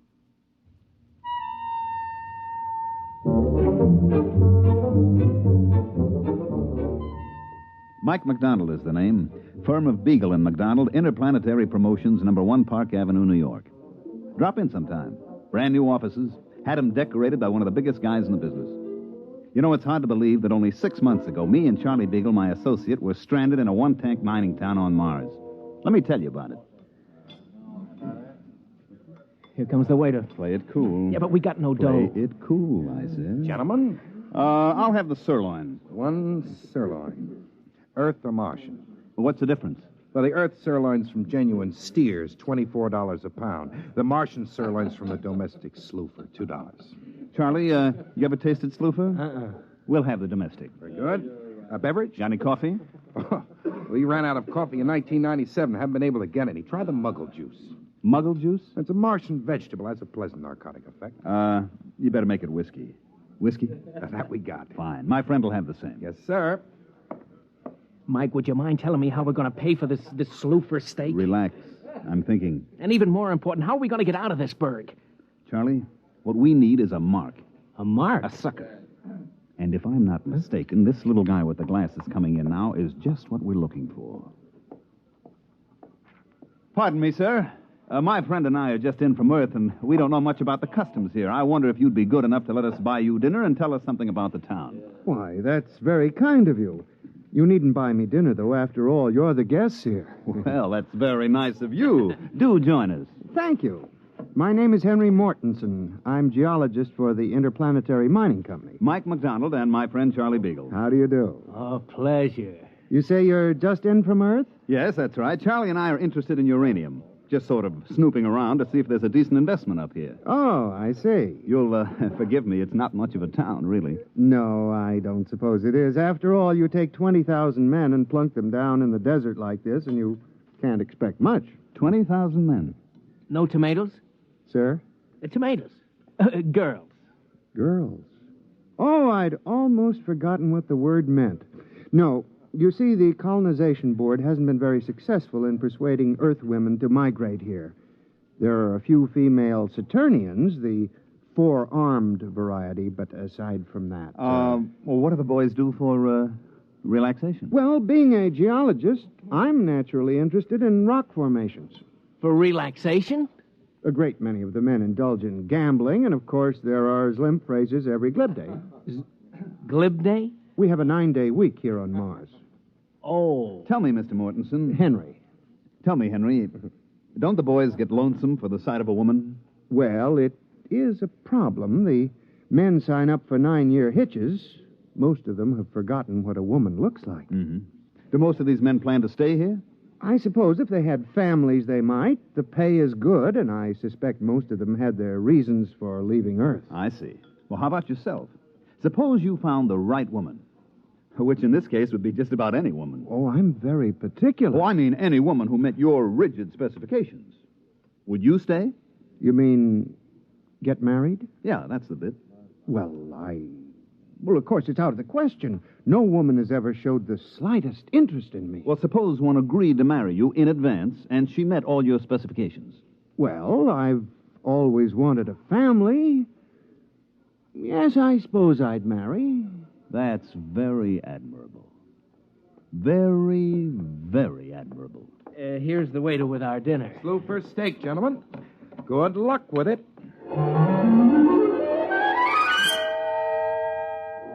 Henry picked up the tab, and we got a rough idea how much cash these guys on Mars pack around with them. Enough to choke a galactic telescope is about all. We thanked the little guy and sat around until he left. Then I went to work. Okay, what do we do now? Charlie, we get to work. What work? Oh, card game, maybe? Listen, these guys been playing cards for 15 years now. We wouldn't have a prayer. I got an idea. So give. You still got that Earth magazine, the one with the Hollywood starlet on the cover? Yeah, in my suitcase. Good, I want it. What for? To make our poster advertisement. That's what's for. Poster? Look, Charlie, just picture this. A big poster with that starlet on it, twice as big as life. And underneath, this slogan. I'm coming from Earth to you. Huh? Then down in the corner, just this little notice. Applications will be accepted at Beagle and McDonald Agency. Oh, it's great. But what is it? What is it? Just the most colossal promotion scheme ever devised by man, that's all. But what are you promoting? The easiest thing in the world to promote. And the hardest. Marriage. Marriage? Look at it this way, Charlie boy. Here on Mars, we have 20,000 strong Earthmen with but a single thought. Dames. Exactly. And on Earth, we have 20 million single dames with but a thought. Husbands. So? Oh, how you going to do it? All right, now we get this poster made. We put it up. We take applications. $100 a head plus the cost of transportation. We get the $100. Then we leave. But first we deliver the girl. Oh, it's a natural. A natural, Charlie. It's colossal. What's 20,000 times 100? $2 million. Wow, that's our profit. Wait a minute. What? How are we going to line up 20,000 girls and convince them to come up to this desert? I'm working on that. Come on, we got to find a printer to make our poster. What do we use for dough? You huck your watch. Come on, let's go.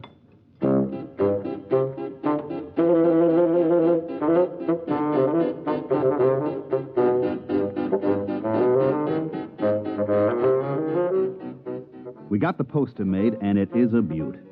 The artist threw in some extra fullness in the lips and stuck a glass of champagne in one hand. The next step was to rent a little field tent right outside the mining camp. We stuck the poster in front of it and waited for the guys to get through work. Hey, Tom. Hey, take this. What do you say we sign up? What for? Well, whatever they're selling inside. Oh, I don't know. Well, come on. What have we got to lose? You gentlemen interested in matrimony? Marriage? That's what we're selling, boys. To her? Or anybody your heart desires. Just step inside, fill out the specification chart, pay your fee, and we deliver. On the level? On the level. Well, what do you say, Tom? It's worth a gamble. Right this way, gentlemen. Mr. Beagle will take care of you. No sooner said than done, gentlemen. Step right this way and live.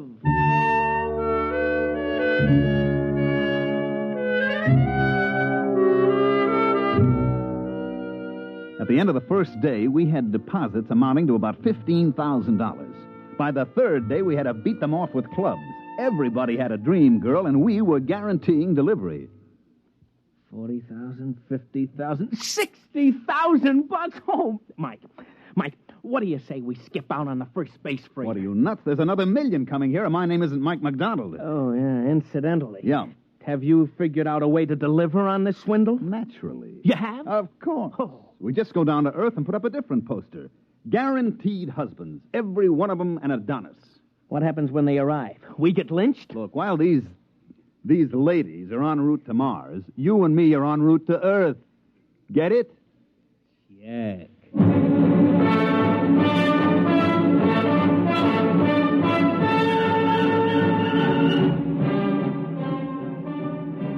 I radio-phoned a friend of mine down on Earth and had him place an ad in the New York papers the next day, complete with a picture of a handsome Martian uranium miner and a caption that read, "Husbands are waiting on Mars." When the next space liner rolled in, it brought the list of lady applicants from Earth, complete with photographs and background. Here's the first batch, Charlie. Let's look them over. Yeah, right. Let's see now. Mm-hmm. Well, maybe the next one will be a little better. How is it? Let's see the next one. Lola Carroll, age 29. 29? Whew, she's 40 if she's a day.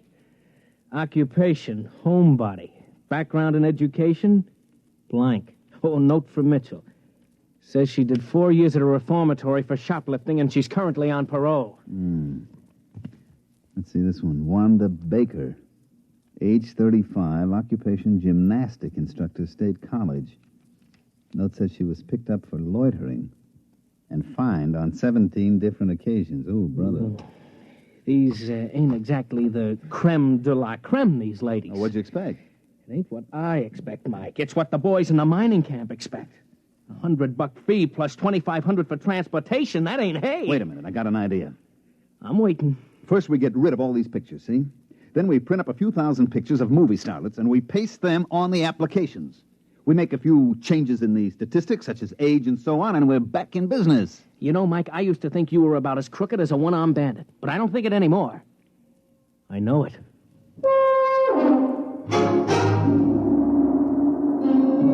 So we spent the next few nights pasting up pictures and changing age 38 to age 28 and so on. It was easy. Then we called in the applicants from the mining camp and gave each one the dope sheet on his prospective bride. Hey, Bill. Hey, look at mine. Lola Carroll, age 29. Boy. Mine's named Wanda Baker. She's 25. Well, you dig this picture? She's almost... What's wrong? Mine looks exactly like yours. What? Let me see. Take a look at those two pictures. You're right. Wait a minute. Hey, Mr. Mortensen. Yes? Take a look at this. Both alike. Most peculiar. Particularly peculiar since, well, mine looks like yours, too. You put in for a wife? Why not? Miranda Potts, age 25. A former lady wrestling coach.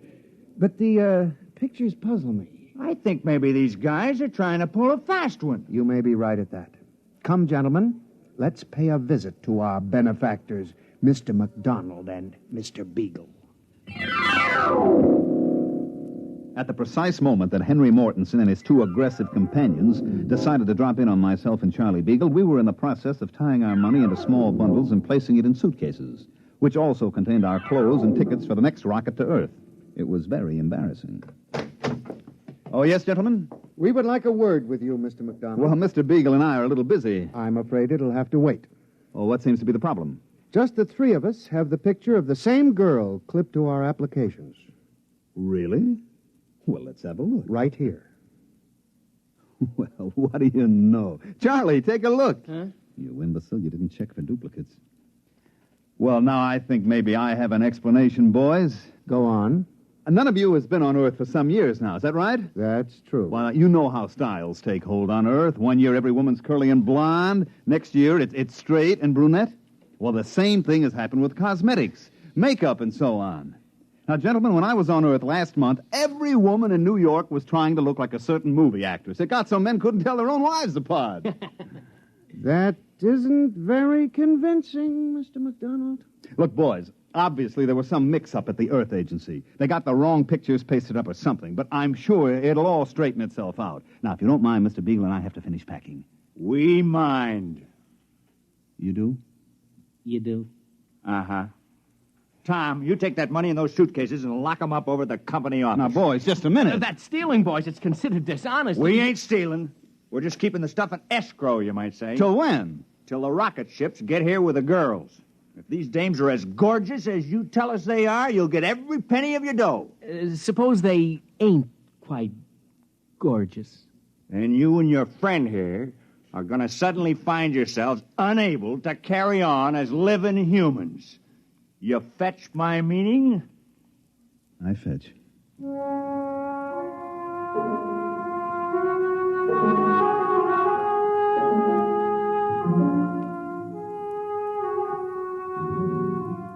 Well, this caused a small dilemma in me and my partner, Beagle. The problem was easy to state. We had sold these guys on the idea that they were engaged to be wedded to an assortment of lovely, desirable, attractive young girls from Earth. The contingent from Earth, on the other hand, was made up mainly of frustrated, lonely women and a goodly portion of female criminal types. The problem was how to convince these boys that they were not getting cheated. That's enough, Charlie. Now, the problem is how to convince everybody that he ain't getting cheated, right? Oh, you're a master of summing up a problem. Now how about solving it? Just give me some time. Look, the rocket fleet from Earth arrives here tomorrow morning at 9 o'clock. 20,000 very strong miners will be assembled at the rocket port waiting. True. So? Pour me a little more of that muggle juice. No. Muggle juice. We could get them all drunk on muggle juice, mass hypnotize them. I'm dreaming. So what do we do? I could make a speech, appeal to their better selves, say these poor, unfortunate women need love and affection, something they've never had. Uh-huh. How about makeup? Maybe we could hire a cosmetic man to make them up to look like the pictures. Sure. Or we could say that it's all a big mistake. We got the wrong shipment. Or we could kill ourselves. No need for that, Charlie. That's going to be done for us. Yeah, that's what I figure. Well, it's been a short life and a merry one. Drink up, Charlie. For tomorrow we die.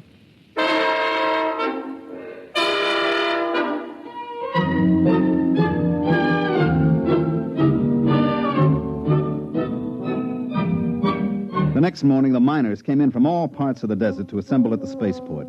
It was quite a sight. They'd all shaved and spruced up for the occasion, and some of them looked downright handsome. And every one of them had a package wrapped with ribbon for his prospective bride. Tom! Hey, Tom, over here!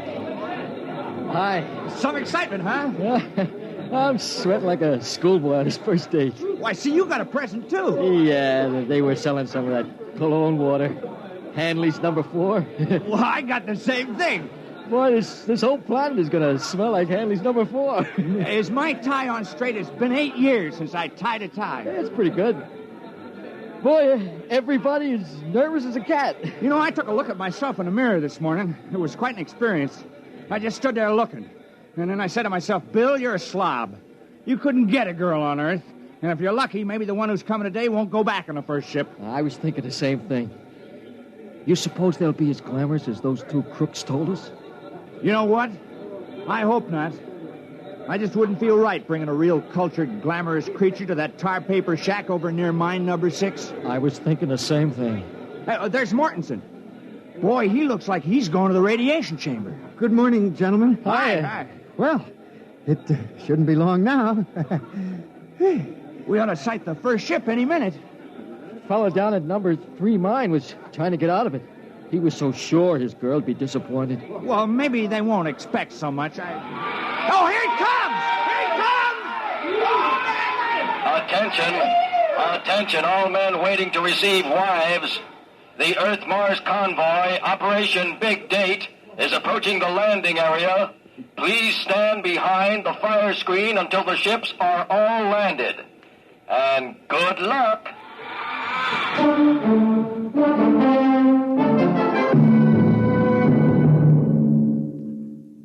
During all this, Charlie Beagle and I were more or less under guard back at our office.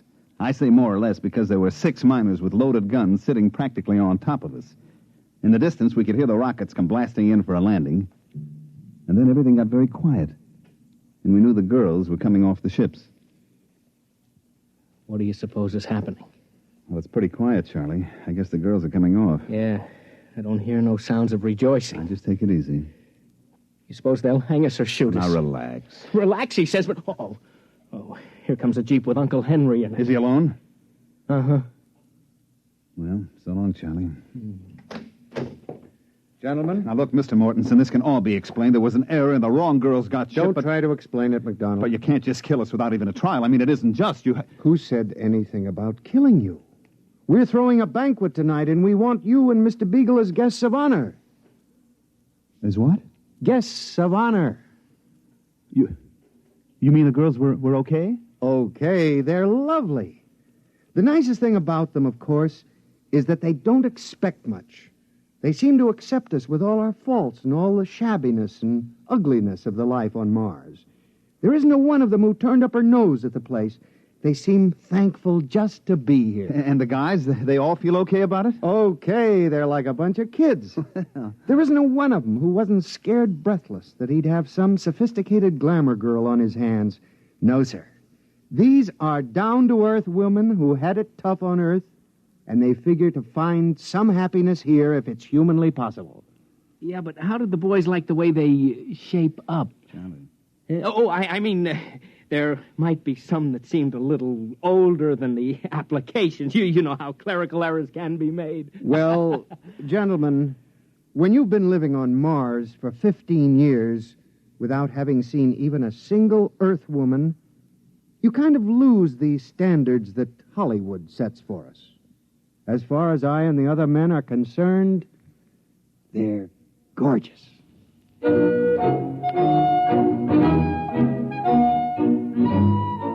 Well, that's the story, which proves you can sell a guy a gold brick that's made out of lead, and sometimes you find out the poor sucker likes lead even better than gold.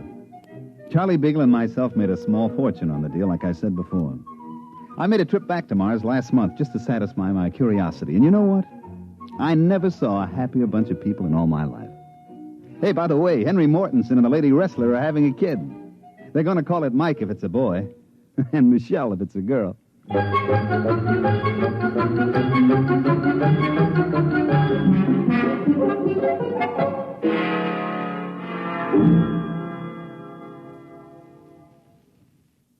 You have just heard X-1, presented by the National Broadcasting Company in cooperation with Galaxy Science Fiction Magazine, which this month features The Ignoble Savages by Evelyn E. Smith, the story of the Snadra, which had but one choice in its fight to afford to live below ground, to pretend that theirs was an above-board society.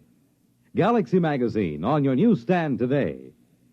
Tonight, X-1 has brought you The Girls from Earth, a story from the pages of Galaxy written by Frank M. Robinson and adapted for radio by George Lefferts. Featured in the cast were Mandel Kramer as Mike, Bob Hastings as Charlie, John Gibson as Henry, Jim Stevens as Tom, Dick Hamilton as Bill, and Phil Sterling as the waiter. This is Fred Collins. X-1 was directed by Daniel Sutter and is an NBC Radio Network production.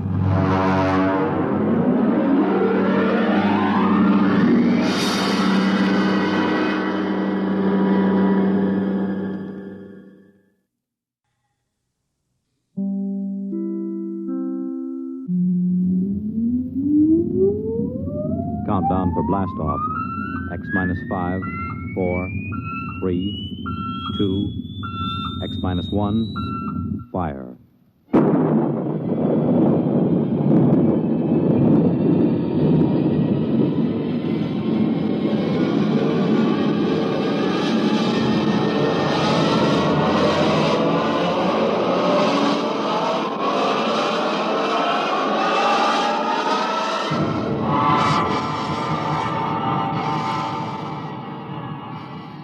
From the far horizons of the unknown come transcribed tales of new dimensions in time and space. These are stories of the future, adventures in which you'll live in a million, could be years, on 1,000 maybe worlds. The National Broadcasting Company, in cooperation with Galaxy Science Fiction Magazine, presents X-1.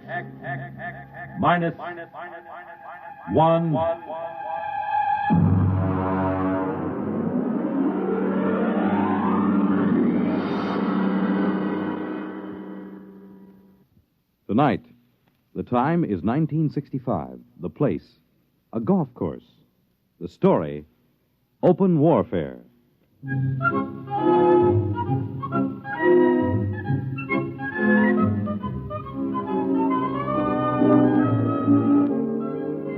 You wouldn't believe it, but there are some people that think that caddy is a pet name for a big car. No, I mean it. Over those little wagons you pull around the course or carrying their own clubs, there are people actually playing golf for years, never seen a caddy. As far as I'm concerned, you take the human element out of golf or any sport, and what do you got left? Nothing. I mean, you could say I'm prejudiced on account of my being a caddy, but that's the way I feel about it. Besides which, a caddy is a perfect observer of the passing parade of human experience. I'll give you for instance. Now, you take Jim Pearson. He won the U.S. Open in 1960, 61, and 64. Well, let me tell you about Jim Pearson. He was the pro at the club here, and I remember when it all started. He was out playing with Mr. Hatcher. That Sam Hatcher. He couldn't break 90 if the ball had wings. And in the locker room, he looked like a sack of flour that had been set down hard. But he was loaded with money.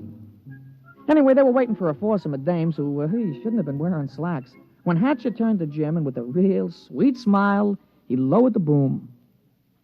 Jim, you're a good golfer. Thank you, Mr. Hatcher. You're a good golfer, even if you can't teach me anything. Oh, you're coming along fine, Mr. Hatcher. We've been good to you at the country club, haven't we? Oh, yes. I want you to do something for me. Yes, sir? Stay away from my daughter. Oh, well, Mr. Hatcher. I won't have Alice marrying a man who has nothing but coordination and muscles. What? When I was only your age, I was making $50,000 a year. It takes brains to do that. Brains get more valuable. Muscles deteriorate.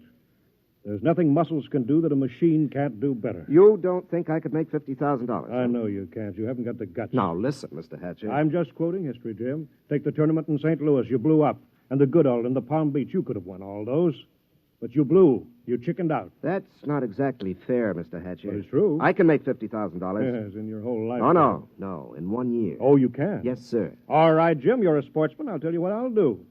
If you can make $50,000 in 1 year at this infantile pastime that you call golf, you can have Alice. Why, that's the most arrogant What's thing. the matter, Jim? Don't you think you can do it? I know I can do it. All right, then. Is it a bet? All right. All right, it's a bet. Very well, then. I believe the ladies are finished. Shall we drive?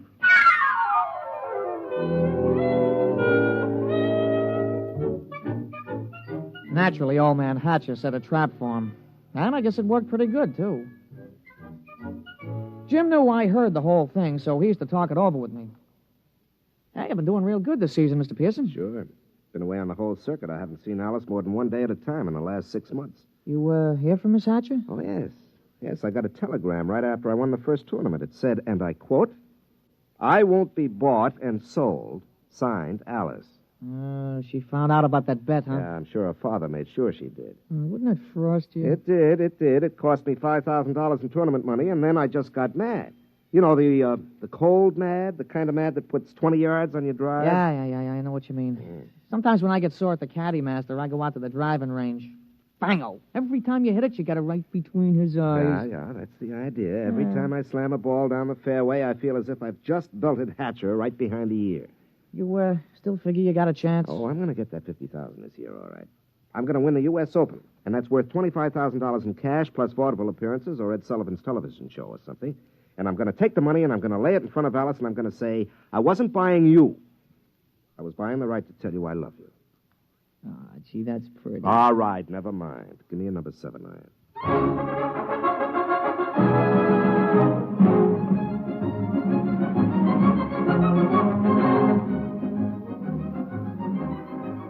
Jim Pearson sure was burning up the circuit. He came into the U.S. Open the man to watch. The day the tournament opened, Jimmy Cannon had in his column, "You are Jim Pearson, the hard luck boy with the velvet swing." It was real philosophical. All the sports writers picked him to win. And then Saul showed up. We was on a practice tee. Jim had been sharpening up his number 1 wood when all of a sudden the gallery took off like a batch of big birds. They were around another tee about 100 feet away. Jim knocked off and the two of us strolled over. Hey, that's some swing. Who is that, Pete? I never seen him before. His name's Saul. That's some swing. Yeah, he's no amateur. I've never seen him on the pro circuit. Hey, Mr. Pearson, look at the caddy. 280 yards down there. That ain't what I mean. Look, he's got a ball bag in his hands. Now watch. Oh, that's a good catch. He caught that ball right in the bag. Mr. Pearson, that caddy didn't move that sack. That ball dropped right in 280 yards away. Oh, it's an accident. Yeah, look, it happened again. He's a trick shot artist. Wait till he gets into competition. I don't know. He just hit another one, dead center. Oh, there isn't anybody that good. Not even old Joe Kirkwood. Quite a spectacle, eh, Jim? Oh, hello, Hatcher. Must be unnerving to watch something like that. I can stand it. But will you be able to stand it when the going gets rough? Will you blow up like you always do? It would be too bad just when you're so close. Don't worry about me. I'm not. I imagine Saul will take care of that. Oh, you know him? I brought him here. My own personal entry. He's going to beat you out of the Open. But he's got something to learn. Look at him. Just a dumb country boy who never saw a golf club till a few months ago.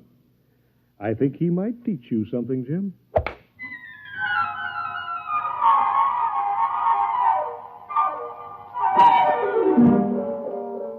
I could tell Jim was going to have a good day the minute he took his driver out of the bag. He took his practice swings, and they went around clean, grooved, and loose. I would have bet my shirt on him. As a matter of fact, I did. The crowd was sympathetic. They wanted to see him burn up the course. Well, Pete, we all ready? Yeah.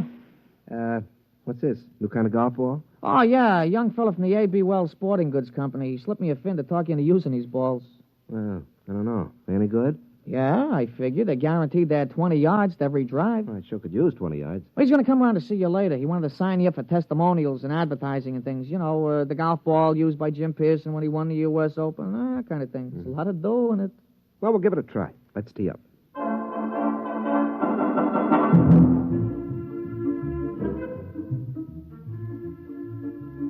Oh, he started off real good. A long, straight drive right down the fairway. It was a birdie 4. Jim was clicking him off that day. There you are, Pete.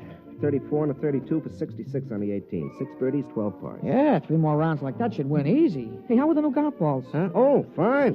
You know, they aren't kidding. It does average out about 20 yards longer on the drive. I'll have to get a couple more dozen.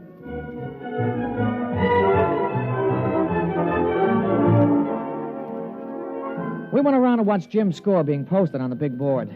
Most of the field was still out, but he was ahead of the closest competitor by 3 strokes. Who's that? Oh, somebody coming down the 18th. It must be a hot round. Yeah, I'll be posting it in a minute. Oh, Saul. Yeah, you see, there he is, walking through the crowd. Yeah. Well, here comes the secretary with the score. Hey, Mr. Pearson, look at it. 32 and 32, 64. 64? That's a new course record. Yeah, well, it's only the first round. New course record. Look at that. 3s and 4s, 3s and 4s. He ain't over 4 for the whole day. What's the matter, Jim? You don't look well. One round is not a tournament. Well, comfort yourself while you can. Saul's just getting warmed up. He's that mythical thing, the perfect golfer. But he's dumb. No brains, Jim. No brains at all.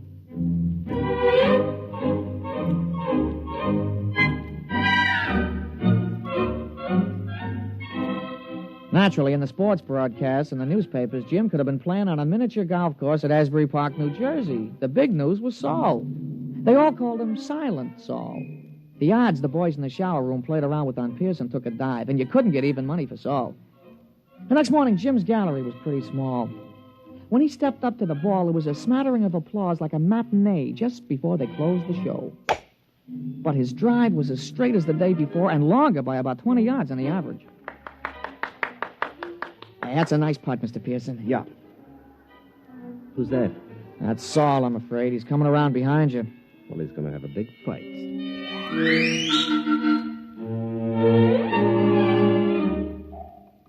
Jim's second nine was a duplicate of the day before. Another 32. He equaled Saul's record-tying score of yesterday. Then when we came in to read it on the big board, he looked like somebody hit him on the head with a driver. Look at that, Pete. 31 out, 31 back for a 62. He's got me by 2 strokes today. And 4 strokes in all. What do you got to say, Jim? Oh, nothing, Mr. Hatcher.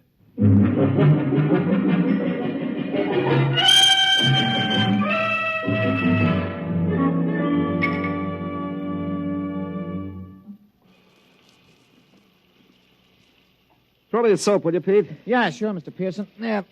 Thanks. You know, there's something wrong, Pete. Just doesn't happen this way. That's tough luck, Mr. Pearson. Oh, no, it's not that. People don't just pop out of nowhere and break all records at the Open. Men don't take up golf and become perfect golfers in a month. He's got to have some weakness. Well, if he has, he ain't shown it yet. Well, I've got to find it.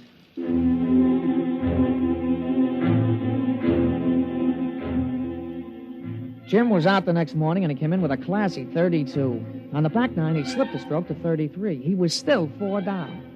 He shook off a couple of reporters who were trying to egg him into a feud with this Saul, and the two of us just hung around in the crowd watching Silent Saul. His first drive went a clean 300 yards down the fairway, straight as a ruler. Pete, there's something about his swing. There's something about it. I've seen it before. Oh, you never saw that Silent Saul before, Mr. Pearson. Still, there's something about his swing.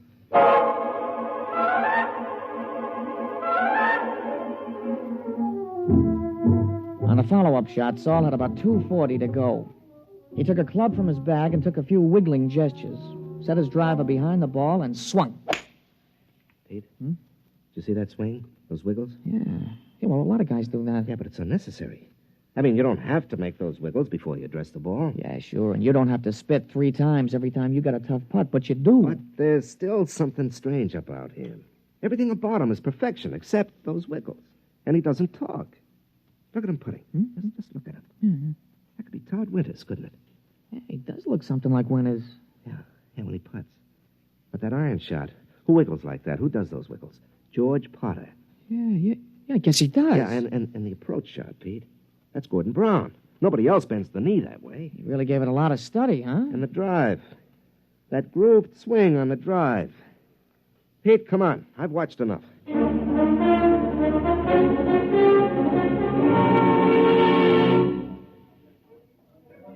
Ah, Pearson, a 63, I see. You're 6 strokes behind with 1 round to go. You want to give up now? I don't think I will. I think we'd better talk about it privately. Oh, that won't be necessary. Well, it doesn't matter to me, but I know that Saul is a robot. So you think he's a robot? Isn't he? Of course he is. How does it feel to be beaten at your own game by a mindless machine? Oh, you haven't won yet. The golf ball takes some funny bounces. How did you find out about Saul? Oh, Saul is a lot of things, but none of them is Saul. He's Todd Winters, George Potter, Gordon Brown, and his drive, that's me. You copied it after me. Take us away and there's nothing left. Tell me, how'd you do it? Money can do anything. All it needs is a purpose. We've been working on colloidal brains up at our place. Our new miniature atomic power plant is ideal. You throw in some sensory mechanisms, some relays, feed in analysis of a slow-motion pictorial study. And you have a golf machine. Must have cost hundreds of thousands of dollars. Closer to $1 million. $1 million? $1 million to keep me from winning $25,000? Don't you think that's unfair? Unfair? You listen to me. Nothing is unfair that doesn't break the rules. And the only rule worth remembering is this, that the best man always wins. You mean the best machine? A machine is only an extension of a man, like your golf club. I don't happen to be endowed with golfing muscles and responses. You do. Those in your golf clubs let you hit a ball farther and straighter than anybody else. Saul lets me hit a ball farther and straighter than you do. It's as simple as that. No, wait a minute. That wasn't the bet. The bet was that I couldn't make $50,000 in a year. Maybe it was your bet. It wasn't mine. I bet that I could beat you at your own game. I don't think that you're good enough for Alice. You're not smart enough, not man enough. Should I let a few well-distributed, well-trained muscles blind her to what you really are? And what's that? You're a quitter. You can't stand pressure. You're no competitor. If you can't win at your own game, you can't win at anything else. Suppose I win tomorrow. 6 strokes back? Playing against the perfect golfer? Suppose. Then I'd have to admit I was wrong. You have my word on that.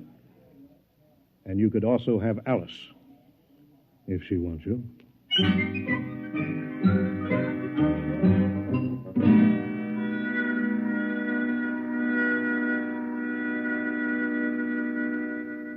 Somewhere, Saul must have an Achilles heel. Pete, the prime fact about man is his adaptability. Yeah, sure. Yeah. They've got to build in at least one constant, if not more. How about judgment? I don't think so. I mean, they could tell whether he'd have wind or rain or the sun or slow greens or something. They got to take care of that. Yeah, I suppose so.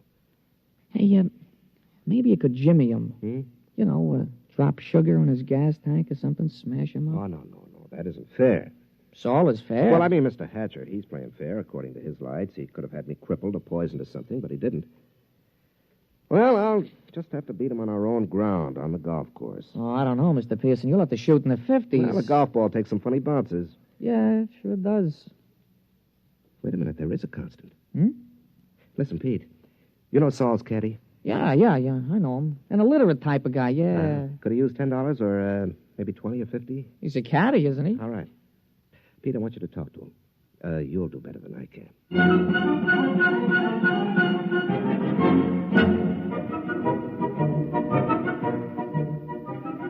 The management of the tournament is no fool. They know which side their television rights are butted on, and they had Saul and Jim paired for the final round. Jim's drive took a tail-end hook. It dived into the rough behind a clump of trees. It wasn't a very happy start. Saul took a ball from his caddy, teed it up, and settled himself. Hey, that's some drive, Mr. Pearson. Yeah, that was some drive. It's about 340 yards, isn't it? Some drive. You got a tough lie there on your ball, Mr. Pearson. You going to play it safe out on the fairway? No. You see that hole between those two trees? Mr. Pearson, that ain't sensible golf. Pete, sensible golf won't win.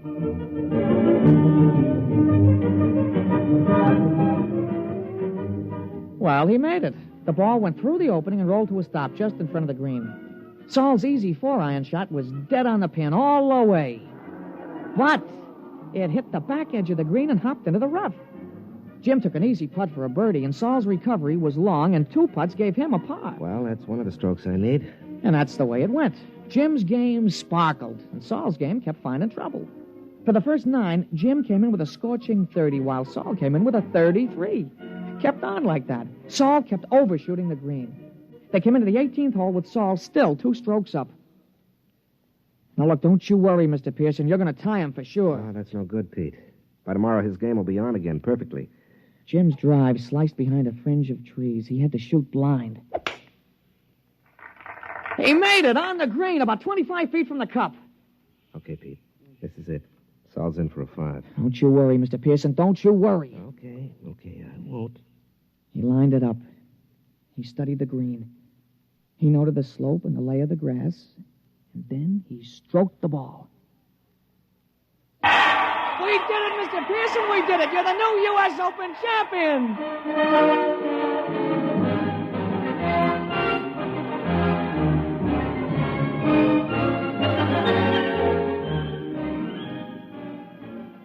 we finally busted loose from the television and the movies and all those hangers-on, and we ducked around the back to the pro shop, where we run into Mr. Hatcher. How did you do it? How did you do it? Well, Mr. Hatcher, under extremely restricted sets of circumstances, a machine is better than a man, but over the long run, over the gamut of situations, a machine doesn't have a chance. Just can't compete. I still don't understand. It cost $1 million. $1 million. Here, have a souvenir. You can take this golf ball. No. Look at it. That's the ball Saul was using. What? Mm-hmm. Well, that's another brand. That isn't Saul's regular ball. That's right. It's a new one. Guaranteed to add 20 yards to the average drive. But that's unfair. Well, your robot was built in with one constant. It had to be a golf ball. Well, it just couldn't adapt to a better ball. But that's not fair. Why, that's... Well. Uh-huh. How about... There are no perfect golfers, Mr. Hatcher. There are only good ones and better ones.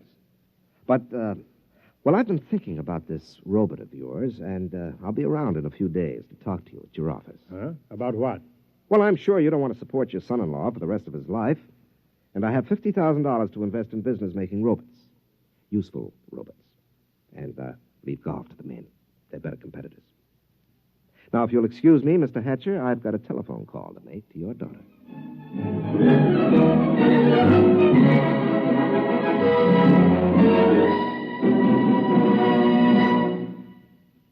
You have just heard X-1, presented by the National Broadcasting Company in cooperation with Galaxy Science Fiction Magazine, which this month features The Other Celia, a story which proves that something drastic should happen to all snoopers, but nothing as shocking and frightful as this. Galaxy Magazine, on your newsstand today. Tonight, by transcription, X-1 has brought you Open Warfare, a story from the pages of Galaxy written by James E. Gunn and adapted for radio by Ernest Kenoy. Featured in our cast were Jack Grimes as Pete, Larry Haynes as Jim, and Wendell Holmes as Mr. Hatcher. This is Fred Collins. X-1 was directed by Daniel Sutter and is an NBC Radio Network production.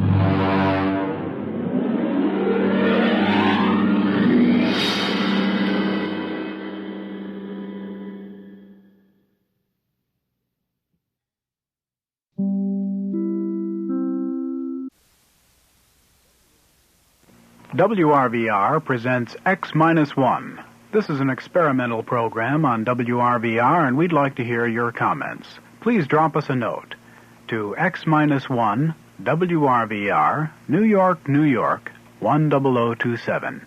And now, tonight's adventure on X-1. Countdown for blast off. X-5, 4, 3, 2, X-1, fire.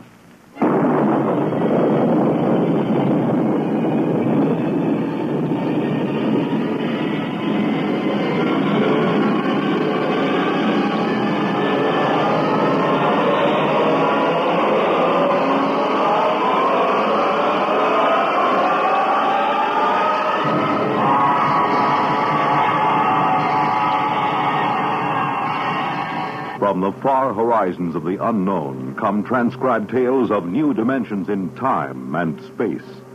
These are stories of the future, adventures in which you'll live in a million, could be years, on 1,000 maybe worlds. Renaissance Radio Network, in cooperation with Galaxy and Worlds of If Science Fiction Magazines, presents Minus 1.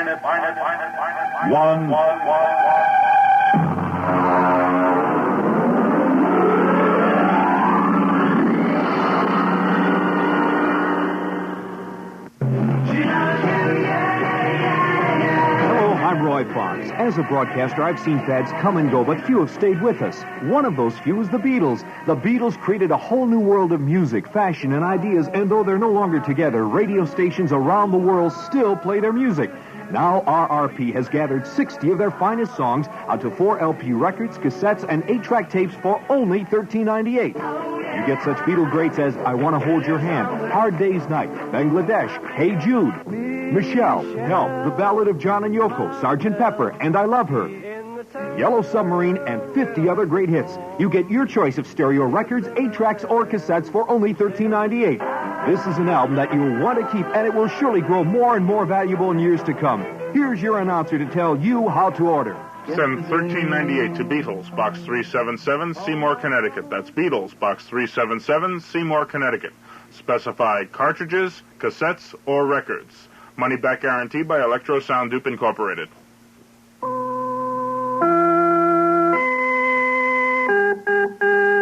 Tonight, The Iron Chancellor by Robert Silverberg, starring Leon Janney and Evie Juster.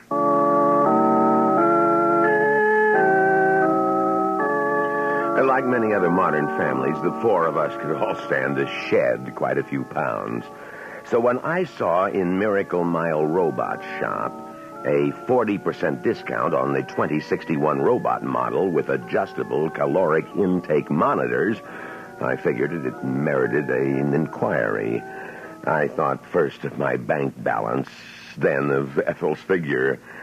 Besides, our old robo-cook makes a poor showing when I bring other company executives home for dinner. On my way home from work, I stopped in. Can I help you, sir? Yes. I see you're admiring our 2061. Yes, it's a real beauty. How much? Only $2,995, sir. Oh. That includes free service contract for the first 5 years, only 200 credits down, and up to 40 months to pay. Okay, I'll take it. Well, good. You care to trade in your present robo-cook, sir? I have a 43 Madison. 43 Madison, yes. Well, I guess we could allow 50 credits on a 43. Oh. Or 75, maybe, if the recipe bank is still in good condition. Excellent condition. Well, I can deliver the new bottle by this evening, if you'll just type out your address. That's in the Westro subdivision. Well, a very fashionable suburb. Yes. Do you have one of those totally detached, self-powered houses? Yes, indeed. It affords us infinite privacy. Ah, yes.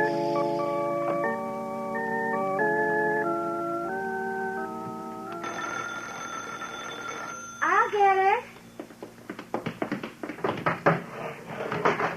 Who is it, Myra? It's a Mr. Robinson, Daddy, of Robinson Robots.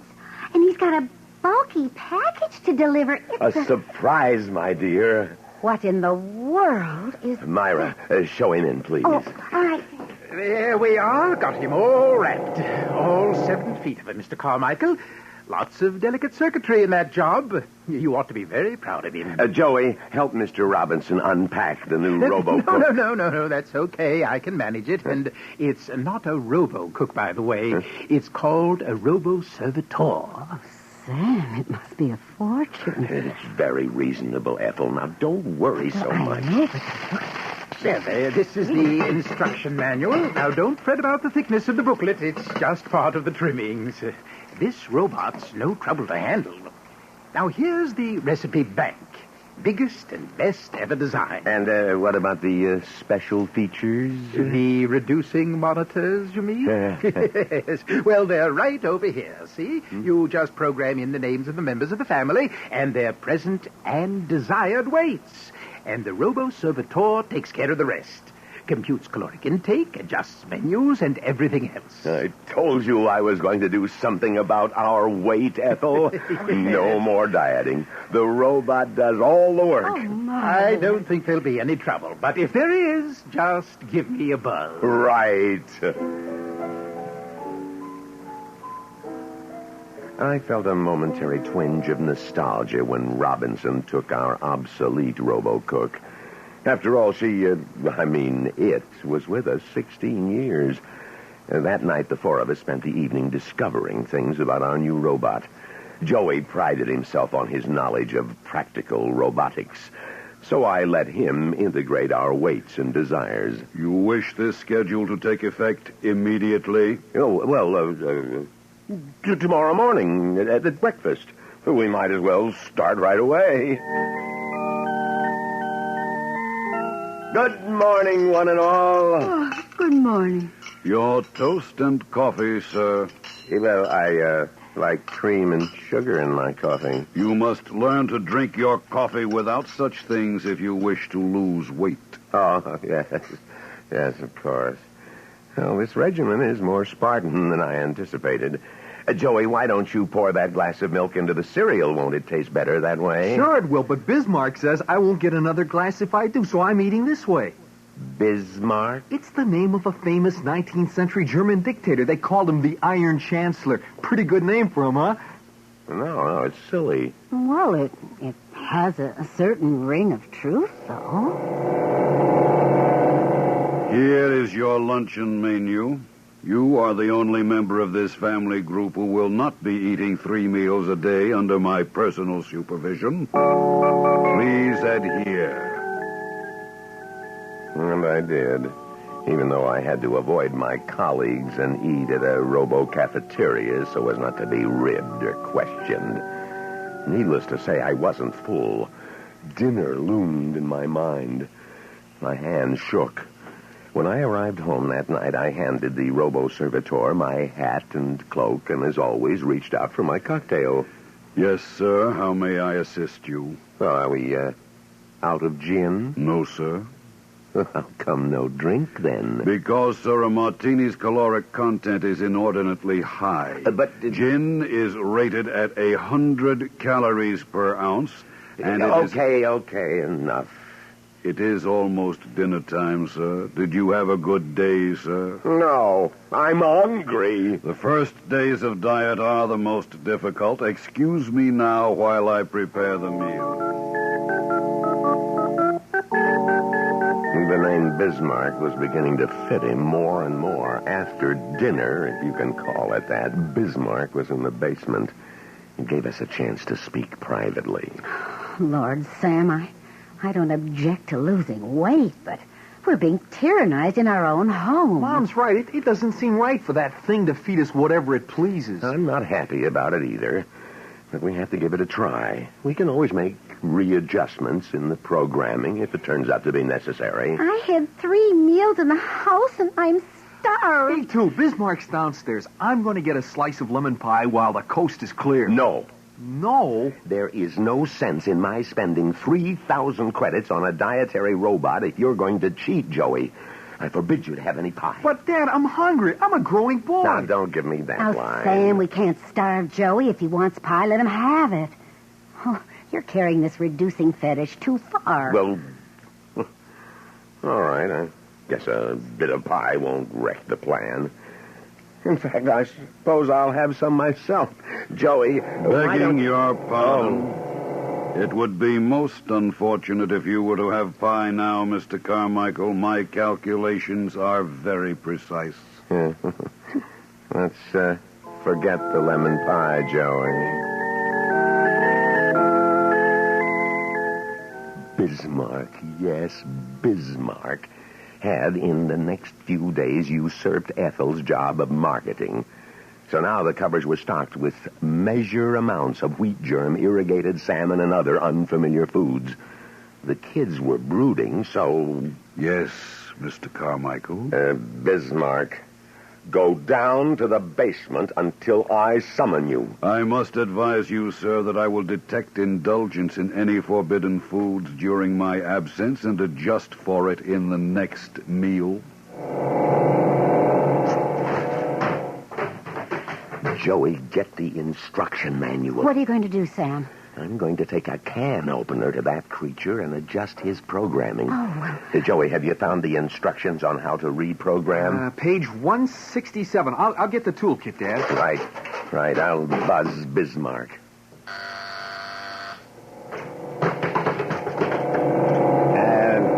Bismarck, I'm afraid it's necessary for us to change your program. We've overestimated our capacity for losing weight. I beg you to reconsider, sir. Extra weight is harmful to every vital organ in the body. I plead with you to maintain my schedule unaltered. I'd rather cut my throat. Joey, inactivate him and do your stuff. Lever F2 with the yellow indicators to be advanced 1 notch. Now twist dial B9 to the left, thereby opening the taping compartment and... Oops.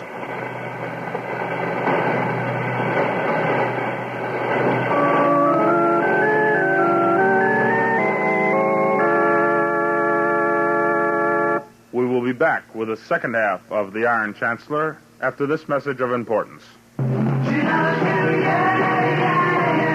I'm Roy Fox. As a broadcaster, I've seen fads come and go, but few have stayed with us. One of those few is the Beatles. The Beatles created a whole new world of music, fashion, and ideas, and though they're no longer together, radio stations around the world still play their music.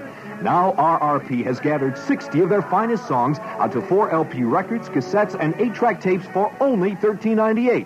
You get such Beatle greats as I Want to Hold Your Hand, Hard Day's Night, Bangladesh, Hey Jude, Michelle, Help, The Ballad of John and Yoko, Sgt. Pepper, and I Love Her, Yellow Submarine, and 50 other great hits. You get your choice of stereo records, 8-tracks, or cassettes for only $13.98. This is an album that you'll want to keep, and it will surely grow more and more valuable in years to come. Here's your announcer to tell you how to order. Send $13.98 to Beatles, Box 377, Seymour, Connecticut. That's Beatles, Box 377, Seymour, Connecticut. Specify cartridges, cassettes, or records. Money back guarantee by Electro Sound Dupe Incorporated.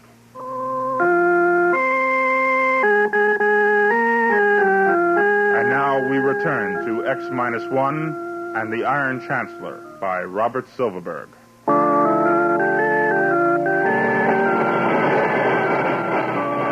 Damn it! What happened? Drop the damn wrench. I guess I shorted out something in there. We'd better call Mr. Robinson, Sam. A short-circuited robot is likely to explode or worse. Oh, we should have called Robinson in the first place. It's my fault for letting Joey tinker with an expensive and delicate mechanism like that.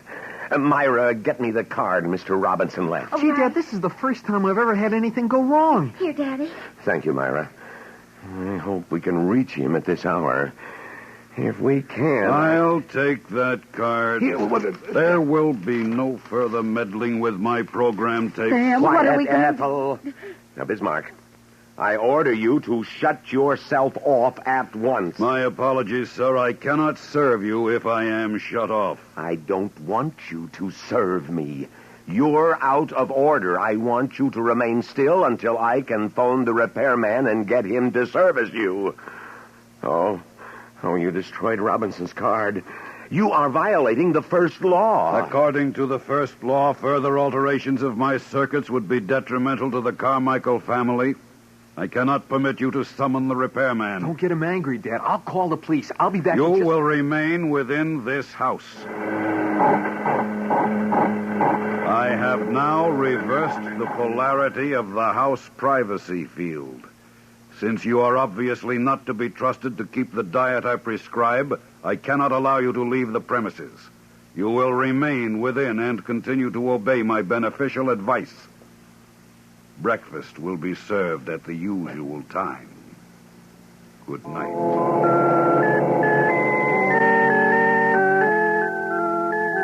I awoke late, well past 9. Bismarck had neatly canceled out the impulse from the house that woke me at 7 each morning. After black coffee and toast, I tried the front door until I was in a sweat. I beg your pardon, sir. The door will not open. I explained last night. The force field is around the entire detached dwelling. Now, in theory, the field could be penetrated from the outside, but nobody comes calling without an invitation in Westro. It is not one of those neighborly subdivisions where everyone knows everyone. That was why we picked it. Dad, the phone connection's severed. Damn him. He can't hold us prisoners here. Oh, Bismarck's short circuit has resulted in exaggerating his sense of functioning. He's determined to make us lose weight, even if it kills us. He's got the kitchen walled up with some kind of electronic-based force web. He must have built it during the night. I tried to sneak in and scrounge some food and got a flat nose. Oh, we'll be skeletons any day. Hey, it isn't that bad, Mom. Yes, it is, Dad. I've lost 5 pounds in 4 days. Quiet. Bismarck's coming. Lunch will be served in 8 minutes. Probably down at the office. They're wondering where I am. Oh, they won't care. An executive isn't required to account for every day he takes off, you know. I haven't missed a day's work in years. I know. Oh, but they'll worry after 3 or 4 days, won't they? Maybe they'll try to phone her or even send a rescue mission. There will be no danger of that. While you slept this morning, I notified your place of employment that you were resigning. Well, you're lying. The phone is cut off. I communicated with them via microwave generator. If only we had an oilman the way we used to. He'd know how to shut the field off. But no, we've got a shiny, chromium-plated cryostat dishing out liquid helium. A neat, self-contained island in the middle of civilization with nobody bothering us. Ethel, please. Luncheon is served. You've got to do something about this, Sam. I'll have to, huh? And just what am I supposed to do? Daddy, don't get angry. Oh, don't tell me what I should or shouldn't do. Maybe you could distract him, and I could open him up again. No. That thing's 7 feet tall and weighs 3,000 pounds. I'm not going to wrestle with him. The haggard face in the mirror was mine. 6 days of starvation. I stepped on the scale. 12 pounds off in less than 2 weeks. Then it came to me in a flash. Ethel, Myra, Joey, come here. Where's that robot? In the kitchen. Bismarck? Bismarck, come out here. How may I serve you, sir? Damn you, scan me with your super power receptors and tell me how much I weigh. 179 pounds, 11 ounces, Mr. Carmichael. Yes. And the original program I taped into you was supposed to reduce me from 192 to 180. So I'm finished with you as long as I don't gain weight. And so are all of us, I'll bet. Ethel, Myra, Joey, upstairs and weigh yourselves. Sir, I find no record within me of any limitations on your reduction of weight. What? I have checked my tapes fully. I have a record of an order causing weight reduction, but the tape does not specify a termination of the program. But I thought... I'm sure we did. I know we instructed... Probably that part of his tape was erased when he short-circuited. Oh. Dear, what's so funny? Oh, funny? Yeah. The fact that I'm thin, trim, fit as a fiddle. Oh, we're all magazine ad beauties, the enviable few who in our age of technology, when normal exercise is extinct, we'll all shrivel up. Bismarck will starve us to death. Don't worry, Dad. We're going to get out of this. Oh, we won't. We'll never get out. We're going to be reduced ad infinitum. Listen, Dad, I have an idea that I think will work. There's an article on multi-phase generators in last month's Popular Electromagnetics upstairs in my room. Well, go on. Tell me more. Didn't you hear that, Dad? Hear what? The front door. I thought I heard it open just now. Oh, we're all cracking up. I hope I'm not intruding, Mr. Carmichael. Robinson. Yes. How did you get in? Well, through the front door. I could see a light on inside, but nobody answered the doorbell when I rang, so I just stepped right in. Your doorbell's out of order. I thought I'd tell you. I know it's rude. No, don't but apologize. We're delighted to see you. Well, I was in the neighborhood, you see, and I figured I'd drop in and see how things were working out with your new robot. Well, as a matter of fact, your robot has held us prisoner here for 6 days and is gradually starving us to death. Held you prisoner? Oh, no.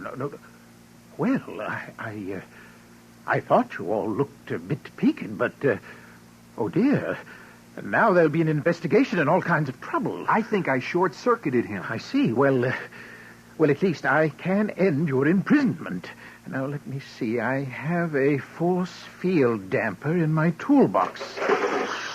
There you are. Yes, that's a great little gadget that neutralizes the blockade. Quick, here he comes. There.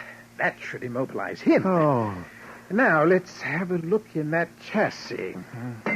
Oh, free. Free at last. Am I going to eat? I'll eat myself right into oblivion. Warm, buttered rolls, martinis, This really is fascinating. The obedience filters are completely shorted out, and the purpose nodes are somehow soldered together by the momentary high voltage arc. Do you know, I've never seen anything like this before. Neither had we. Really, though, this is an utterly new breakthrough in robotic science. You see, if we can reproduce this effect, it means we can build self-willed robots. Think of what that means to science. We already know. Oh, I'd love to watch what happens when the power source is operating. For instance, is that feedback loop really negative or... No. My circuit chancellor is destroyed. Bismarck is reactivated. This attempt at interfering with the well-being of the Carmichael family was ill-advised. He moved so fast. He did indeed. Luckily, we have an unoccupied guest bedroom for you, Mr. Robinson. Welcome to the home of the Iron Chancellor.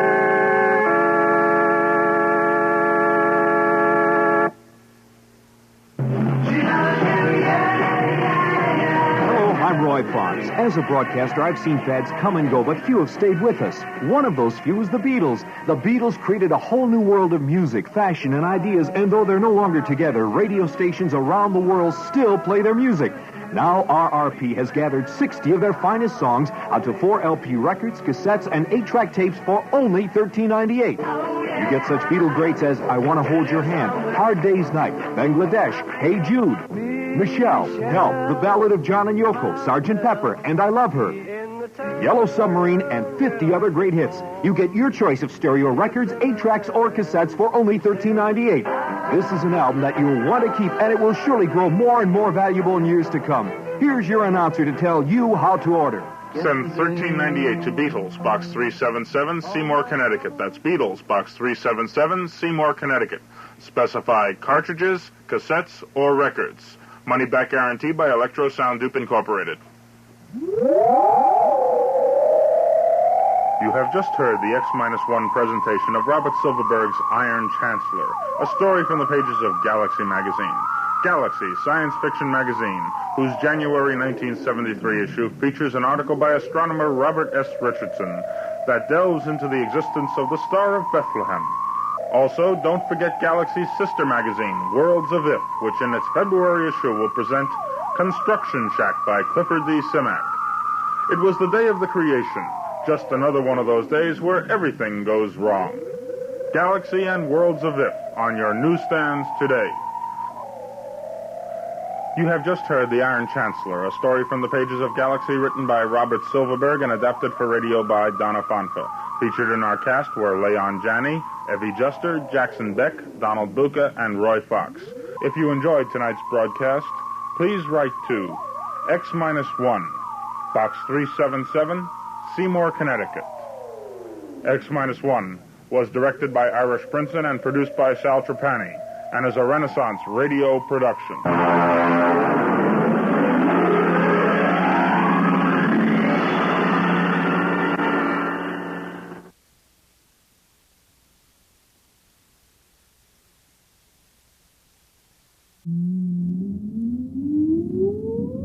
Countdown for blast off. X-5, 4, 3, 2, X-1, fire.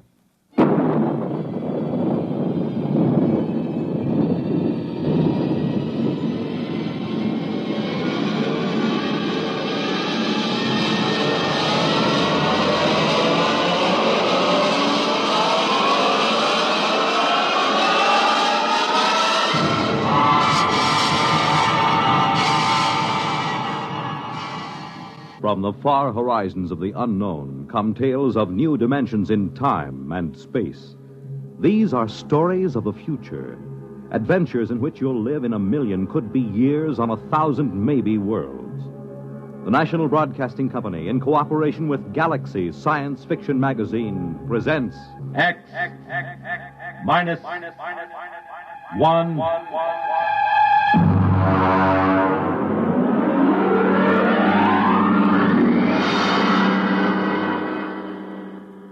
Tonight, Caretaker by James A. Schmitz. Commander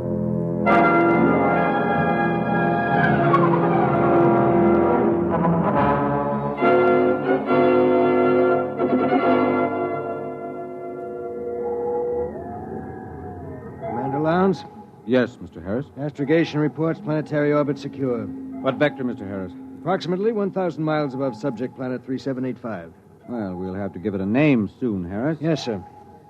Engineering secured. Damage control parties working on the hull. Very well. Has Martyr touched down in the scout ship? Yes, sir. We have him on the tight beam. Give him to me on my screen. Yes, sir. Sparkman, put Martyr on the command screen. Exploration ship Titan calling ship 375. Come in. Scout 375 reporting. What's it like down there, Martyr? It's not much different from the scan report, sir. I'm at the head of a valley. It's green and it's scarlet. It's all swampy. And there's a big river threading through it. Harris, get me a pinpoint on Martyr's location. Aye, sir. There are mountains beyond. I can see Holman's house from here. Looks like a Swiss chalet standing over the lake. Have you made contact? Yes, sir. Boyce is over there now. How is he? Well, it's hard to say. Tell him we're recording the planet officially as Holman's planet. That might please him. No, I don't think so, sir. What? Boyce suggested it during our first visit with Holman today. He wants us to record it instead as, I'll spell it. Cresgyth. Cresgyth. What's that, local? Well, that's his phonetic interpretation of the name the people here use. Fair enough, if that's how he wants it. Anything to add on your present report? No, sir. I'll call you back after we've met his woman. His wife? Yes, sir. I'm glad it was you and Boyce who found Holman. You're reliable men, you in particular. Martyr, I don't need to emphasize that Holman's discovery of what appears to be the first genuine human race ever encountered outside of Earth is of primary importance. Yes, sir. Boyce might be inclined to hurry through the diplomatic overtures. You'll be careful about that part of it, Martyr. Yes, very careful, sir. On the two continents we've scanned before, we've found no traces of human inhabitants, present or past. Yes, I know, sir, but Holman's... It's possible Holman's acquaintances are the sole survivors of humanity here. If we frighten the tribe into hiding, there may never be another contact. Yes, I understand, sir. Fine. Now then, what about these other creatures? What did Holman have to say about them? Well, in the 20 years he's been marooned in this valley, he's had only 3 or 4 actual encounters with them, sir. Rather violent encounters on his side. Apparently they learned to avoid him after that. They're called Zares. He seems to have an almost psychopathic hatred for them. That's not very surprising. We pulled up a scout drag a little while ago, bagged a couple of specimens. The description checks with Holman's description of the Zares, the worm-like, slimy, blue body with a set of arms, legs, and head. Out of the water, they seem to wear some kind of clothes, presumably to conserve body moisture. Yes, that's what he said. All right now, Martyr. I want you to continue according to the plan. And remember, be careful of Holman. He's been alone on this planet for 22 years. He deserves a lot from us. Yes, sir. But he hasn't been alone. He has his wife.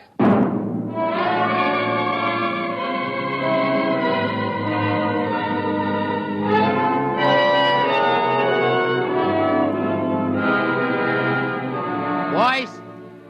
Boyce, where are you? Down here. I'm with Holman. Check in with the exploration ship? Yes, it's all right. Holman, they say they'll name the planet the way you want it. That's good. Celia will like that. Celia? My wife. I called her Celia from the start. She likes the name. I see. Where's she now? Oh, she's out somewhere. She's very timid. She'll show up sometime in the night, and I'm leaving the doors open for her. I'll talk to her a little first to reassure her, and you can meet her then. Meanwhile, would you like to see her picture? Why, have you got photographs? No, I painted it. I used to do a little bit before I went into service. It's over here. I've done about 50 or so paintings over the years. I paint a lot of them over, you know. Here, in here. I grind my own pigments and cut brushes from the swamp grass. I'd give my arm for a good camel's hair brush. Here she is. Beautiful. Real good looking. Of course, it isn't an exact likeness. I tried to capture the spirit. I think I've got it pretty good. You know, there's something about that picture sort of... Never mind, boys. Boyce doesn't know much about art. Yeah, but I know what I like. I like a good-looking woman. You're a lucky man, Holman. You wanted to see the deep water well. It's right through here. Actually, it's just an opening through the concrete to the river that runs below. It's as pure as anything you could wish. If they want to refresh the water tanks at the ship... Yes, I'll take it up with the captain. We'll be staying a week or more. We're to follow your judgment in every way in establishing contact with the Cresskillians. Good. We can't do anything till Celia comes in, and we'll have to be very tactful then. But I'm sure it won't take a week. Well, what makes them so shy of us? Oh, it's not you, it's me. Or it's an impression I gave them of the Earth kind of human beings. Come on upstairs and I'll tell you.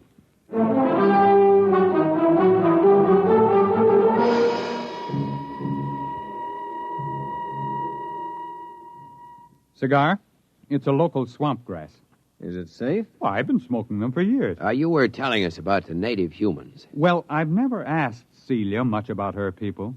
There's some kind of very strong taboo that keeps her from talking about them. How'd you meet her? Well, our ship crashed into the valley originally. I was the only man left in the original crew of 4. Manning went insane 2 days before we made a planetfall and killed Nichols and Dawson. And so I killed Manning before he could wreck the ship completely. Have you got a light, Marta? Thanks, I'm all right. You see, it was unavoidable, but they never understood it, those people of Celia's. Well, how did they find out? I was unconscious for about a month and completely blind for 6 months afterward. Blind? Well, they got me out of the wreck and nursed me back to life. But as soon as I was out of danger, only Celia would stay with me. She and I were alone for weeks before I regained my sight. How did they know I killed the others? Well, they're sensitive in a number of ways, and there were those bodies in the ship. They withdrew from me as soon as I no longer needed their help. Then in all this time you were never able to gain their confidence? It's not a question of confidence. It's a question of, well, I'm trying to tell you. I didn't mind being alone with Celia. You'll understand that when you see her. The others stayed in a small lake village they had a couple of miles up the valley across the swamps. Celia went up there every few days, but she never brought anyone back with her. I suspected it was simply because I was an alien. I thought they'd get over that in time. Celia seemed happy enough, so it wasn't a very acute problem. Well, could you observe them? Well, one day, when she'd slipped away again, I remembered a pair of field glasses I'd taken off the ship, and I got them and trained them on the village. That was a very curious experience. I never found a complete explanation for it. Well, what happened? Well, just for one instant, I had everything in the clearest possible focus. There were children playing on the platforms above the water, a few adults standing in the doorways of a house, and suddenly everything went blurred. Well, something go wrong with the glasses? No. They didn't want me to look at them. They just blurred my vision. What do you mean? What, you mean telepathically? Well, I don't know. The glasses had a 4-mile range, and they were functioning perfectly. But the instant I turned them on the village, the field blurred. Well, I never felt so snubbed before. Yeah, I guess that's quite a hint. Well, I admit it annoyed me. The next day, I announced to Celia that I was going over to the village. Well, she made no objection, but she followed me in the distance, probably to make sure I didn't drown on the way. It's wet going around here.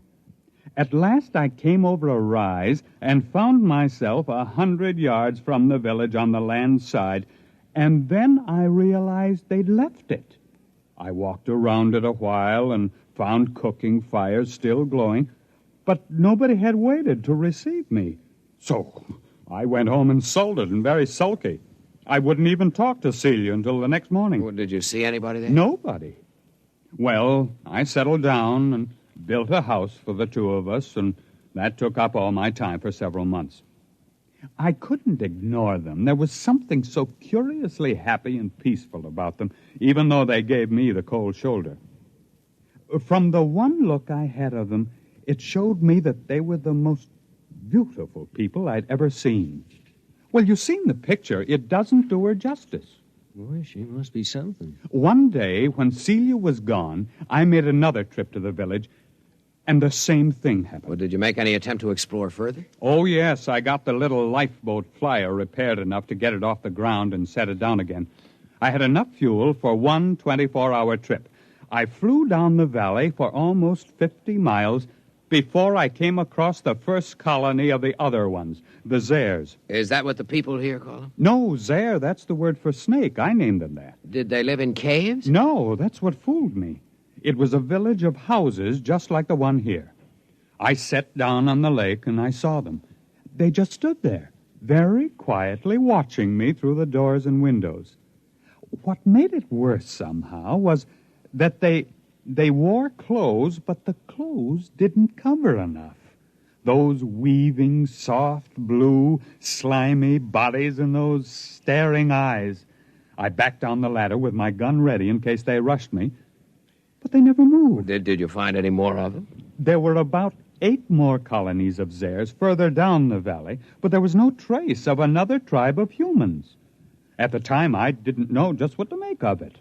There was a possibility that my village represented an advanced troop of human beings into the land of snakes. But it turned out to be the other way around. It seemed to be the snakes that were pushing out the humans. So I swore to myself that as long as I lived, at least, human beings were going to hold this section of the valley undisturbed in its safety. When I came back, I said to Celia, I must speak to your people. Go tell them I'll come again tomorrow, and they mustn't run away.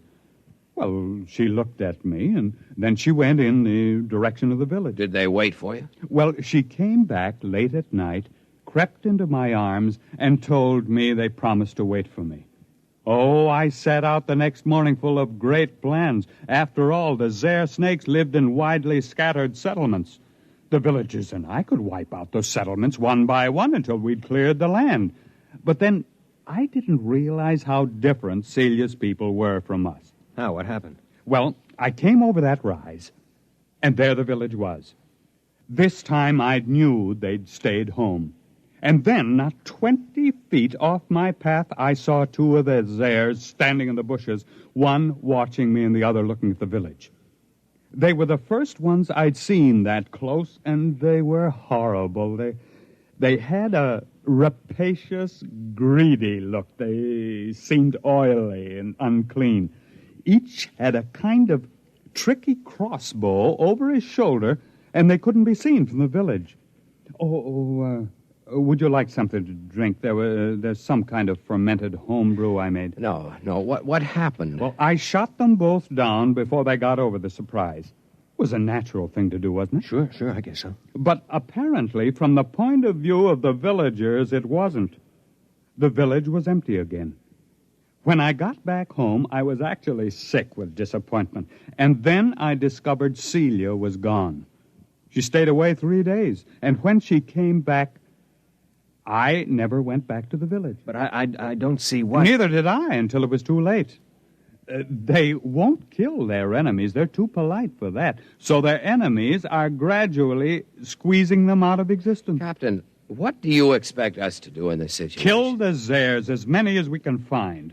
If the human beings of this world won't defend themselves, we'll have to defend them. I can't be on guard here forever. It's up to you and the other men on the ship to do the job right. You will, won't you? You'll make a report to Commander Lowndes? We'll make our report. Oh, that's fine. Well, gentlemen, I suppose it's late now. I suppose you'll want to turn in. When will your wife get back? Well, she'll be back later. Don't worry about her.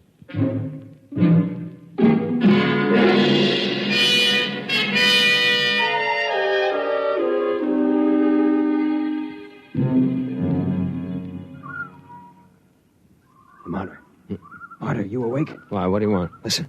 What? Somebody moving in the house. Listen. Holman? No. Listen to those steps. Now, hear him? That's no man. Slow, dragging. Yeah, come on. Wait a minute. Sidearms. Right there, come on. Quiet, it's coming from downstairs. Stop. Listen. Wait till I get the safety catch off. Look. No firing unless I tell you. Look, Marta, I'll take care of myself. Maybe it's one of those airs. I'd like to get a shot at them. Come on. Downstairs, all right? There's a light. What's that? A missile gun. Holman had a number of obsolete weapons down there. Hurry up. Look out, there goes the light. I've got my torch. It came from the well room. Oh, it's the door. Stand back. Turn your light in there. It's Holman. They've got Holman. There it goes. Stand clear. I'll blast it. Wait a minute. Get out of the way. It's one of those airs. Give me a clear shot. Hold it. Can't get out of here while we've got the well covered.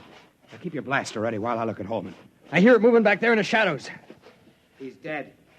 Come on, make a break for it, you rotten, slimy snake. Come on! Shot through the head with his own gun. Who's that there, that snake? You got a good look at it? No, it jumped for the shadows. There it is. Marta, swing your torch around. I'll roast it with one blast. Listen. Who's that? You who are his friends, will you listen to me? Who are you? He called me his wife. What? How'd she get in here? If that Zare gets a hold of her... Quiet. Don't move. I won't. Why did you kill him? But I thought you understood. What do you mean she killed him? It was that Zare, the snake. There are medical men who'd say he'd been insane for 20 years as he counted time. They would have forced him back into sanity. I could not bear the thought he should suffer that. Suffer what? Are you all fools? He was a fool, though I loved him. He could not see beyond the shape of things. So here among us, he saw shapes he could bear to see. And those moments when sanity came to him and he saw what was really there, then he killed. Are you all like that? What's she talking about? Is the snake there with her? Go upstairs, boys. Wait for me outside. You're going to kill that snake?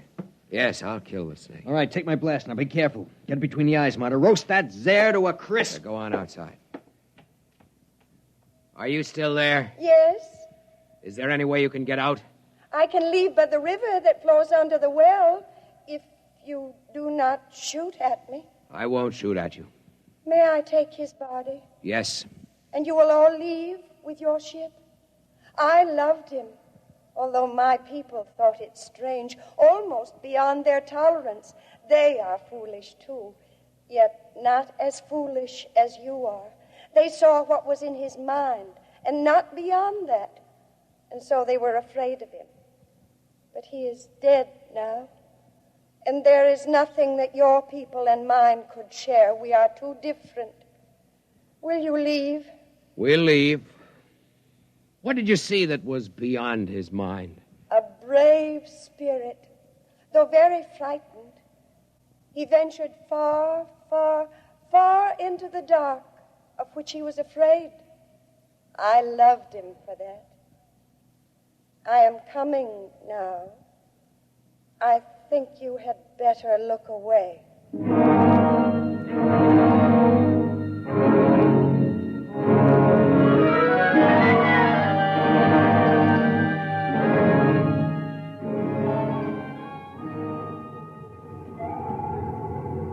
Marta. Yes, sir.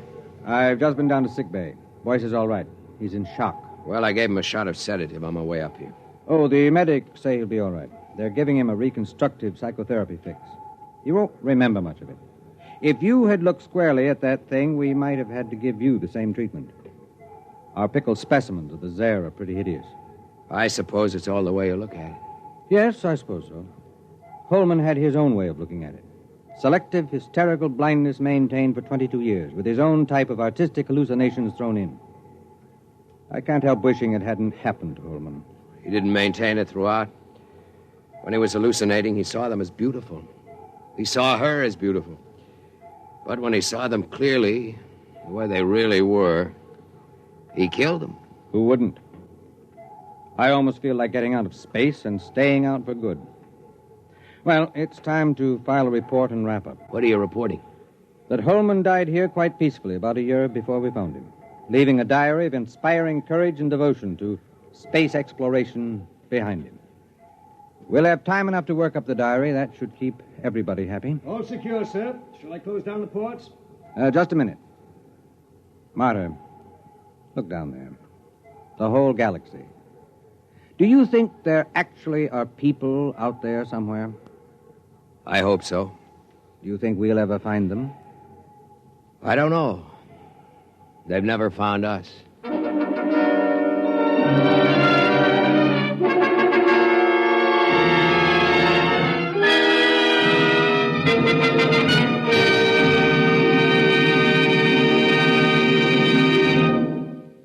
You have just heard X-1, presented by the National Broadcasting Company in cooperation with Galaxy Science Fiction Magazine, which this month features Survival Type by J.F. Bone. Score 1 or 1 million was not enough for the human race. It had to be all or nothing, with one man doing all the scoring. Galaxy Magazine, on your newsstand today. Tonight, X-1 has brought you Caretaker, a story from the pages of Galaxy written by James A. Schmitz and adapted for radio by Ernest Kenoy. Featured in the cast were Ted Osborne, Bill Lipton, Mason Adams, Raymond Edward Johnson, and Betty Kane. This is Fred Collins. X-1 was directed by Daniel Sutter and is an NBC Radio Network production.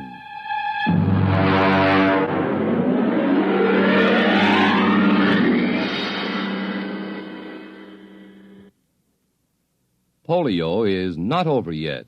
A total of $46,900,000 is needed to continue the fight against this crippling disease. Thousands of polio victims are depending on you. Help finish the polio fight. Join the 1957 March of Dimes. The World on a New Hotline. Listen for news on the hour and the exciting hotline service all day, every day on most of these stations.